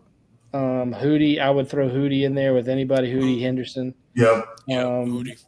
of course, Leroy Latham. I Thompson. would throw Latham in with Bowers as well. Yep. Oh yeah. And then I would throw Tommy Winton in there. I mean, Tommy, if Tommy could have continued the success from his freshman year, then Oh, the record would have been untouched, Yeah. So Yeah. Leroy what, Thompson what was Tommy's Leroy, freshman year? played at AE, then went to Penn State. what now? I'm trying He to had remember how many yards Tommy had freshman year. Was it 1,100? 1100 Yeah, he had 1,100 yards, yards. and he only and realistically he missed that Bearden game, so he didn't even Yeah. have a full slate Yep. of like a full Mhm. season. And I mean, they had the playoff game, but yeah. He would have had around 1,300 yards easily. It's Yeah. I mean, here's like we have a guy right now, and we had a guy that basically Catholic stole from us that would have played at Farragut last year as a freshman. He would have played. But we have a kid this year, and we have a good senior coming back. We have a really good sophomore, and we have a freshman that's pretty good. And so he'll play, he'll be in the mix. But you have to have something special as a freshman to be able to play. And you have to have a maturity. Now, this kid with us, he's like a 400-meter champion. And when we run 110s, he's beating all the varsity guys right now. Mm-hmm. So, but he's special. And that's the same thing with even though Cottrell didn't play a ton as a freshman, you could see when he competed against the older guys, you could see there was something different. Him and Seth Marshall were like that. And so to think about Tommy being able to come in and run for 1,100 yards as a freshman, As a Mhm. freshman. I mean, it's just rare. Like you just don't have people that are, but it goes back to the same thing when people talk about Jamal Lewis and Al Wilson coming into Tennessee as freshmen, and Jamal's bench pressing 450 and Al's bench pressing 425, and they're 19 years old. Like those types of things are unheard of. Mhm. So Oh, absolutely. I'm going to give you, you talk about like I said, when we had Tommy on, that was a special episode, and he shared a lot of insight of everything. I think that what's special is he did it as a freshman, where maybe it didn't, the light bulb didn't click for you. Well, Nathan really didn't get a shot until really the junior year. He had to play defense that sophomore year and all that. he had to play stuff. defense. There was a bunch of fighting between us and Yeah, there was it's a long politics story, involved but there. he should have played as a sophomore. But you look at somebody like a Braden Latham, and I'd love to have. I know Braden Latham's at Eastern Kentucky, and he's a fan of the show. I want to get him on whenever he's free, because I'd love to hear his story. But Great you kid, think by about the way. this, a great kid. Mhm. And Great if you kid. Great think kid. about Braden was the fourth string running Yep. back. Mhm. And he was the one that literally just worked harder, stuck it out. One guy, took his ball and went to Oak Ridge because he wasn't happy. Another guy graduated. Another guy took his ball and was never heard from again. And yet it was basically the Braden Latham show, Yep. and he really just took it over his junior and then the senior year. I mean, it was magical. And It was unbelievable. realistically, if it wasn't for Deshaun Bishop, he probably gets the Mr. Football Oh, for easily. running back and so Easily. forth like that. Honestly, if it wasn't for Deshaun Bishop and his success at Carnes, so I think yeah. what's cool, you made me think of Bowers too, is Bowers plays defensive back his junior year, Oh yeah, and then Yep. they move him to kind of like a Robert Edwards thing at Georgia. Because what people don't realize, Robert Edwards was an All SEC defensive back Yep. at Georgia. And then when they had the coaching change, they needed a running back, so they moved him to running back. He had never even played running back. Mhm. And so that's even more amazing when you think about a Robert Edwards type guy. But Bowers was the same type of dude. I loved Marshawn When Bowers. you Yeah. from DB, and then all of a sudden he's a stud at running Great back. kid. Mhm. Great kid. Yeah. A Oh, kid that I coached that I wish had got more reps at running back. That would have been special. Kai Ironside out of Bearden. Kai Yeah. Ironside. Yeah. Kai Ironside. Yep. Yeah. Mhm. I love that kid to death, but man, like he took too many injuries way too quick. But what he could have been as a running back, I mean, they moved him to linebacker. He's like my height, like 5'8", 5'9". But what he could have done at the running back position, he stayed healthy. Mhm. Special. He was special. That kid hit me at 10 when he was 10 years old. Hit me and moved me at 215 pounds and like busted my mouth open. Yeah. Man. This was at 10. Do you know what's special about Bowers, coach, that you mentioned? You know, you think about this. He is like, I don't know how many players can say this or whatever, but he won 2 state championships. You mentioned he played DB, but he was also a wide receiver, and he Mhm. scores a touchdown in the 2022 state game as a wide receiver, catches a pass from Ashley Spees' son, and then in the following year in the 2023 game, From he scores Carson. a champ. Yeah, he scored from Carson. Thank you, Carson Jesse. And then he threw, and then in the 2023 game, he runs in a touchdown. So that's pretty special. Yep. 2 different positions. You scored a touchdown in 2 different state championship games. I mean, Great that's memories of that 22 game. oh Man. my God, man, that team was just We stacked. blew for West, we honestly. blew out. Who was it we blew out? Beach or so? Who do we blow out in the 22? Oh, it was gosh, I forgot who Eight? they were. Rathbone. They just lost to Sevier Rathbone. County. They've lost 4 in a row. Who is Yeah, that? that's Page. right. Beach. Page. Yeah. Page. Yeah, Page. Page. Good old Okay, Page. yeah. So I knew Jelly it was Rolls, one of them. Jelly Rolls' daughter's school. So yeah. So listen to this. Who's the white kid from West that's in the league now? It was Nathan Cottrell. It was, but he retired. So he's now doing real estate, I believe, down in Atlanta, if I'm not mistaken. So Yeah, I think he's him and his wife just there he is. He's calling me out for my Carnes shirt. Yes, I coach at Carnes, Troy. I'm a middle school JV coach and varsity middle school tight end and DB coach. Let the record show I've got my Rebels with a Cause shirt on. I just want that to be known. So there we go. I came straight from practice. Okay, yeah. I have a lot of stuff going on. Hey, coach, that picture, was he in Jacksonville? Yeah. Was that when he was with Jacksonville? I think he was in Jacksonville, right? He was in Jacksonville, yeah. And then there's a Cottrell helmet. Nice. Yeah. Nice, man. Do you know a story? Coach Giles actually got me a picture of Nathan when he scored the touchdown that actually tied Miami and took the game to overtime, and Georgia Tech upset Miami in Manny Diaz's last year. But what's really interesting is that I have that picture hung up at my new desk or what have you, and it says to James from Nathan Cottrell. And it's like, you know what? I've never been happy to see Miami lose, but I was happy to see Nathan get that touchdown because he was one of my favorite players. Yeah, so for sure. Awesome. Didn't he beat Florida? Wasn't he on the team to beat Florida State too when they were number 2? Yes, he was, and he was actually playing running back because that was still Paul Johnson before they. I thought so. Yeah, Paul Johnson was still the coach. Yeah. Oh, I'm so glad Troy Smith mentioned Marcus Hamilton and Adrian Hall. Absolutely, Adrian Hall. I haven't heard those Marcus names Hamilton forever. and Adrian Hall were very special at. They were the 1-2 combo that even got Carnes into the playoffs. They beat Bearden and ended up being a first round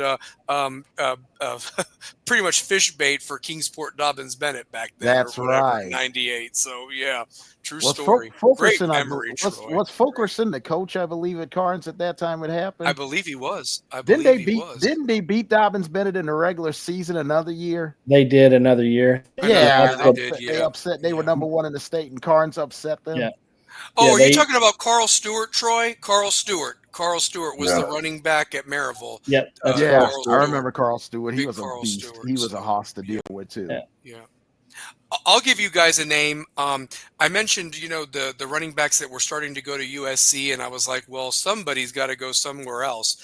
And he actually had some success in the NFL, but once upon a time, he was like one of the top running backs in the country in high school. C.J. Spiller. Yes. C.J. He was a Bill. He got drafted by the Bills. Yep. Yeah, but Played he for Clemson. he was at Clemson before Clemson Yep. started getting all these special guys. You know what I mean? Yeah. Type of a Deshaun thing. Watson, So, the freak. He Deshaun was Watson. a great kick returner too. Yes, he was. He He was. was very great, terrific. Kick Yes, return. he was. Yeah, he would be a game changer for Clemson. That if he had some space, he was gone. So yeah, for sure. So let me see here real quick. If there's any other names that stand out to you, I mean, Kerry, you saw some big games over the years, Devin Young. being an SRO. Devin Devin Young, Young. we do Devin need to Young. mention Devin Young. At Devin Beard. Young was really Absolutely. good. Yes, Devin Young, honestly, closest John thing Henderson, that I've seen to a Barry Sanders type Agreed. guy. Yeah. His senior year though, we were supposed to lose. The my favorite game of all time. So the paper used to come out and they would give predictions, like they would literally, like for Jesse certain games. Smitty. Jesse Smitty. That's how he got in. Started with predictions. So for that game, they picked us to lose by 14 points because of Devin. And so that was kind of when West was kind of coming out of like mediocre to being great teams. Yep. And we literally beat them snot out of them. I remember that. That kept Devin out of the end zone. He still had 100 yards, but we kept him out of the end zone.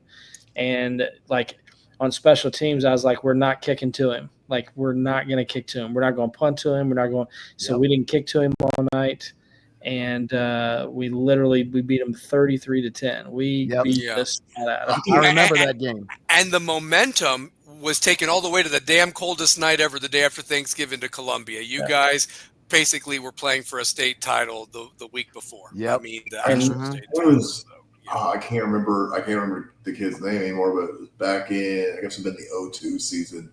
Beard was good. San Antonio Beard. It was at Powell. And like they were averaging 100 to 200 yards a game. Just Deshaun Mobley. I can't remember who they were. Powell had just like stable running backs.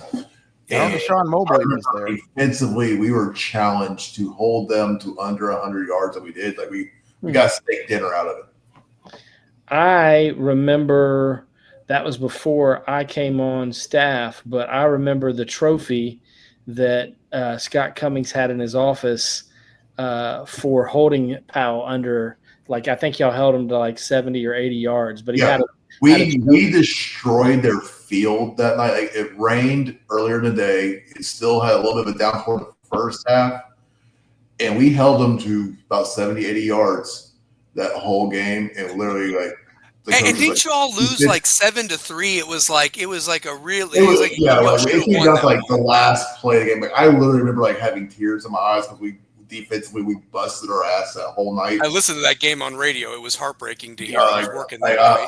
I can't remember who it was. It was like I was just upset, like because I was playing strong safety at that point because Cummings had already made the switch from like beginning of the year. It was we were playing offensive and defensively. Everybody kind of went everywhere. Did he?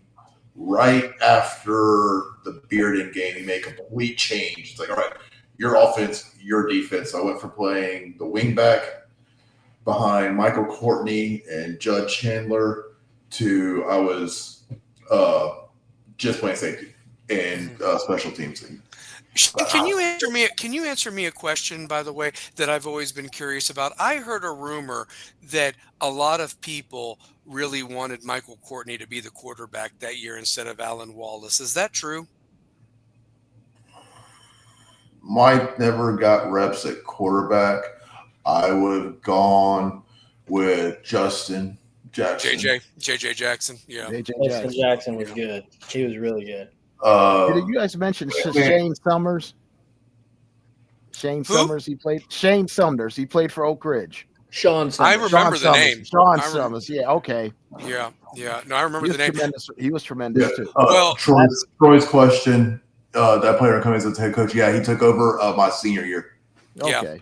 Yeah. So right after Rogers took the AD job at Grace, We found out during winter workouts, and then we went probably a few weeks right before spring practice, and they made the announcement that Cummings was taking over. Yep. But then it was we weren't sure who all was going to come back after that because there were some kids who just didn't want to play for Cummings.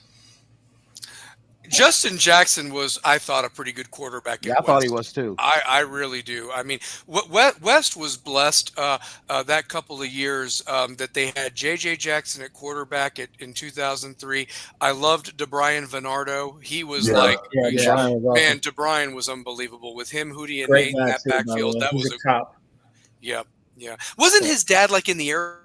Something he was he moved around a lot, right, or something. He moved around a lot, man. His dad was supposed to. The thing I remember about DeBrian was his dad was supposed to come to that last game, his senior night, and he talked about it all week, and then he didn't show up, and DeBrian was just torn up, man. Oh man, and it affected him on the field. It cost against us. that damn Halls game. I'll never forget it as long as I live. So, but it tore him up, which it would have torn me up too if I thought my dad was coming. Yeah. My mom only came to 2 games my entire time at West. Yeah. Wow. She came to the Jamboree senior year and got mad at me because I didn't buy her tickets for her. And then she came to senior night because it was senior night. Wow.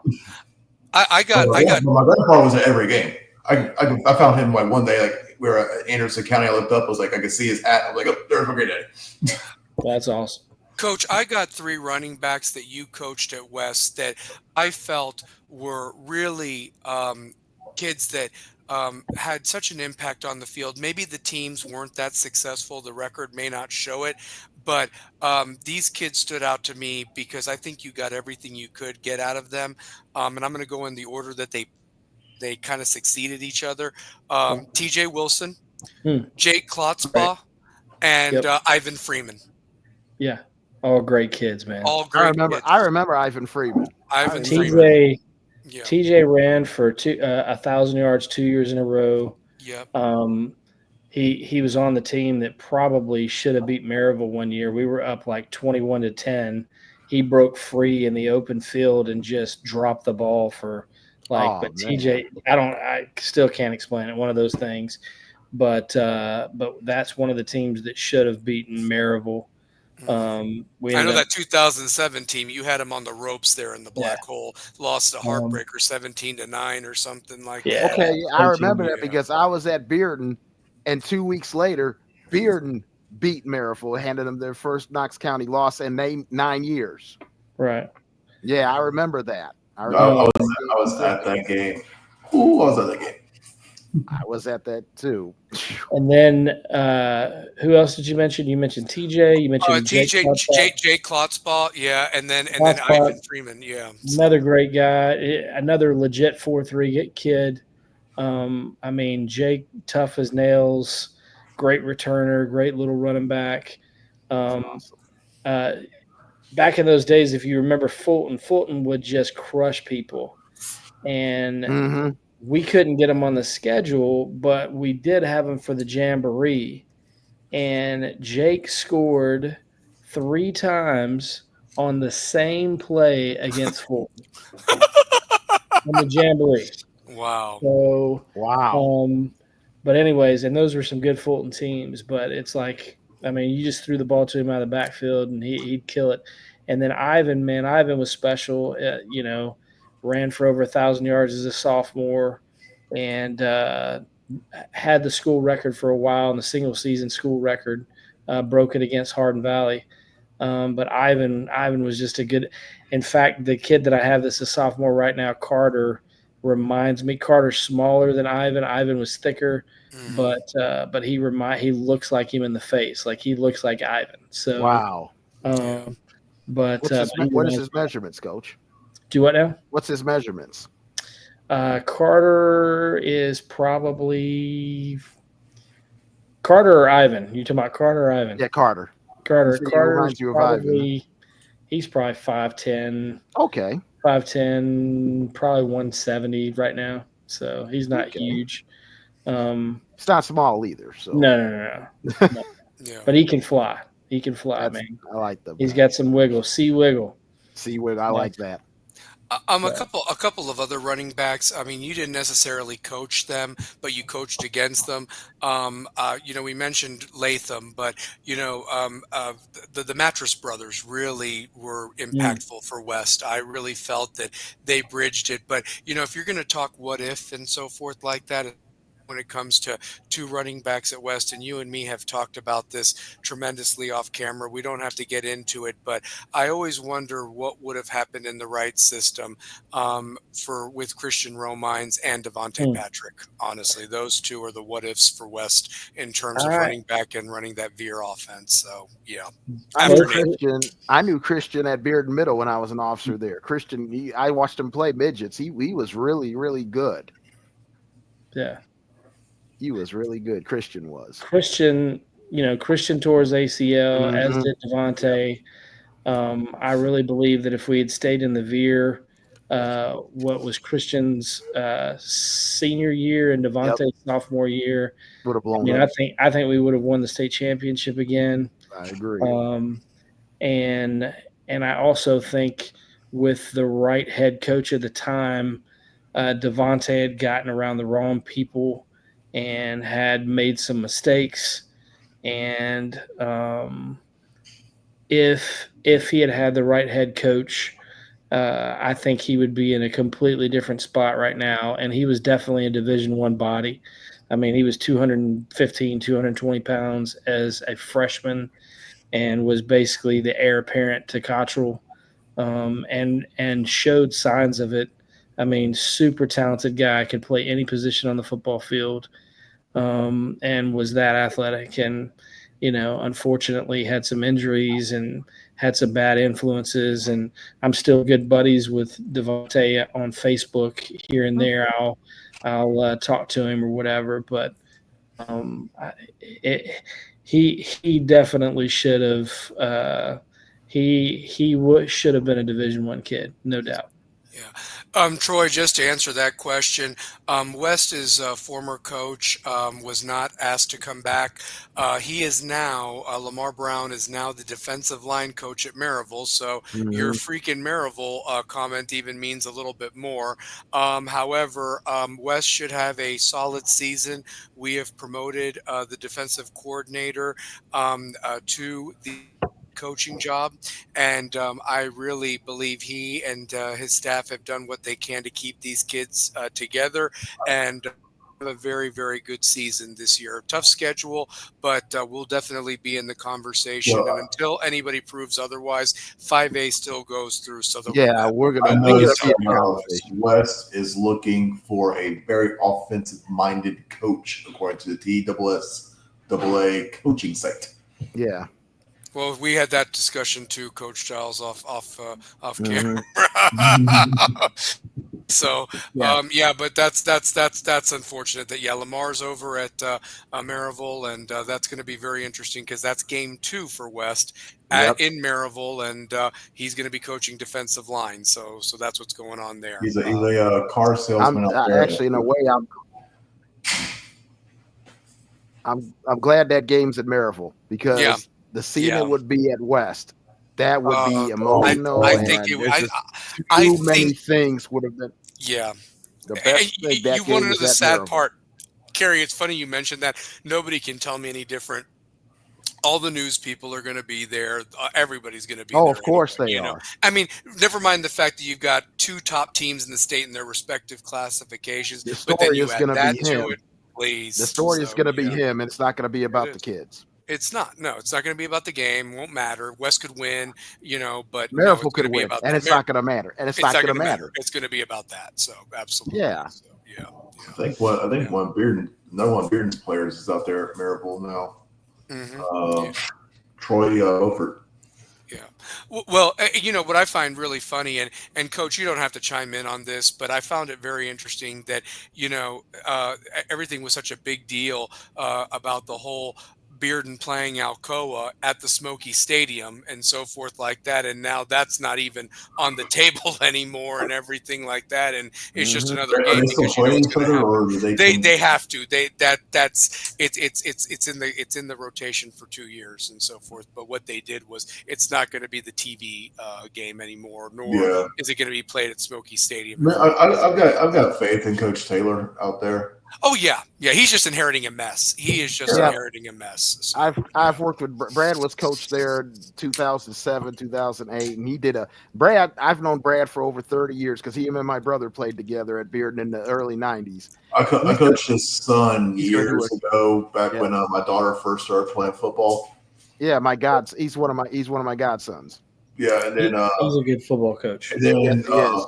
It's a good man too. Bearden's going to be fine. And his wife taught my daughter and my son at West Hills. So. Yep, said she's still there, and she's still there after all these years. So yeah. My old elementary school. Last thing before we wrap up, and I really appreciate, Coach, you being as busy as you are right now, and you got an early morning and so forth. Thank you for coming on tonight. We'll finish this up right now. Last running back I want to mention before we call it quits. He was special to cover because I was just starting out my journalism career, and I really enjoyed watching him because I feel he was Nathan Cottrell, nowhere near as fast, important to the team, and literally carried Oak Ridge, him and Revel Coffey, to a state game. They fell short against Ravenwood, but they were the team that beat Murfreesboro Riverdale and snapped their 29-game winning streak. It was Gary Rankin's last game as Riverdale's coach before he took the Alcoa job. But realistically, that was a special team to watch Spencer Gilmire run the rock. Gilmire was really good. And he was such a good religious kid, and he owed everything to God. Every time I interviewed him, that was one of the first things he said. It's the glory to God and that he's blessed. And he was just fun to watch when he was running the rock at Oak Ridge. So I wanted to throw out to Spencer Gilmire wherever he's at. So, but I want to answer Troy's question about the Bearden Alcoa game. So Bearden, their head coach, which caused a mass exodus of players. Yep. To where they didn't know if they were going to have a full team this year. When summer workouts started, they had 22 players. So basically, based off attendance and the way the team would look, it wasn't going to draw what they thought it would draw. And then it's just Bearden's trying to rebuild everything they've got going on. And Alcoa is just the Alcoa powerhouse that it is. So you don't want to get completely dismantled on local television on probably the biggest stage in the area. Coach, real quick, Troy, I want to know, has camp started yet? Camps for most people started this week. We'll have 2 days next week where we have 2-a-days. So most people will have some 2-a-days of some sort next week. But camp is officially underway. So. I miss traveling for camp. Yeah, I know. I remember the old days. You would go out of state. Most teams I remember would go out of state for camp. Now it's a liability. Nobody wants that liability. Troy, you would have never drowned in the Ocoee or what have you if it happened now. You would have never lost them shorts. So that's the thing. So yeah. Real quick, Anderson County's new nickname. Here's my mic drop: is the Anderson County Bulldogs, because I feel the whole team transferred either there to Catholic. But they got Jason Thompson. And that one quarterback that they took, what's their names as well? So goodness gracious, they're rumor has it they're having a hard time. Some of them are having a hard time getting eligible. That's all I know. I hate it for them. I really do. That's what I've heard too. True. Yeah, but that's what I've heard. The mass X. I only know how some of these kids they left Bearden and can't even go play anywhere. Because I remember you had to sit out, and I was working. Yeah. So. Yeah, I remember some times at LMU and at Hiwassee, and he's talking about camp. Man, as a coach, I hated it. Mm-hmm. As a player, I was okay with Lincoln Memorial. But pizza at night. James, you remember Big Joe Slack? I remember Big Joe Slack, so yeah. So I have a funny camp story real quick. Let's go to talking camp. All right. When we were up at LMU, me and Justin Batista we had our shared a room. Joe comes in our room, picks me up, puts me over his back, and slams me on those LMU bets. Like a Samoan, like a Samoan drop or what have you, like I'm not beating a 400-pound kid. Like it's not happening. I don't care how much I weigh. It wasn't happening. He grabbed me. Boom. That's the thing about Big Joe. He was like, I remember he'd do this like, and I was like, no, I don't want that, man. I don't want that sack of lunch. No way. I don't remember what year it was, but we were running the bike trail going towards Tyson Park. And somehow he actually got up to speed running. We're like, Joe can run this fast? What the? Yeah.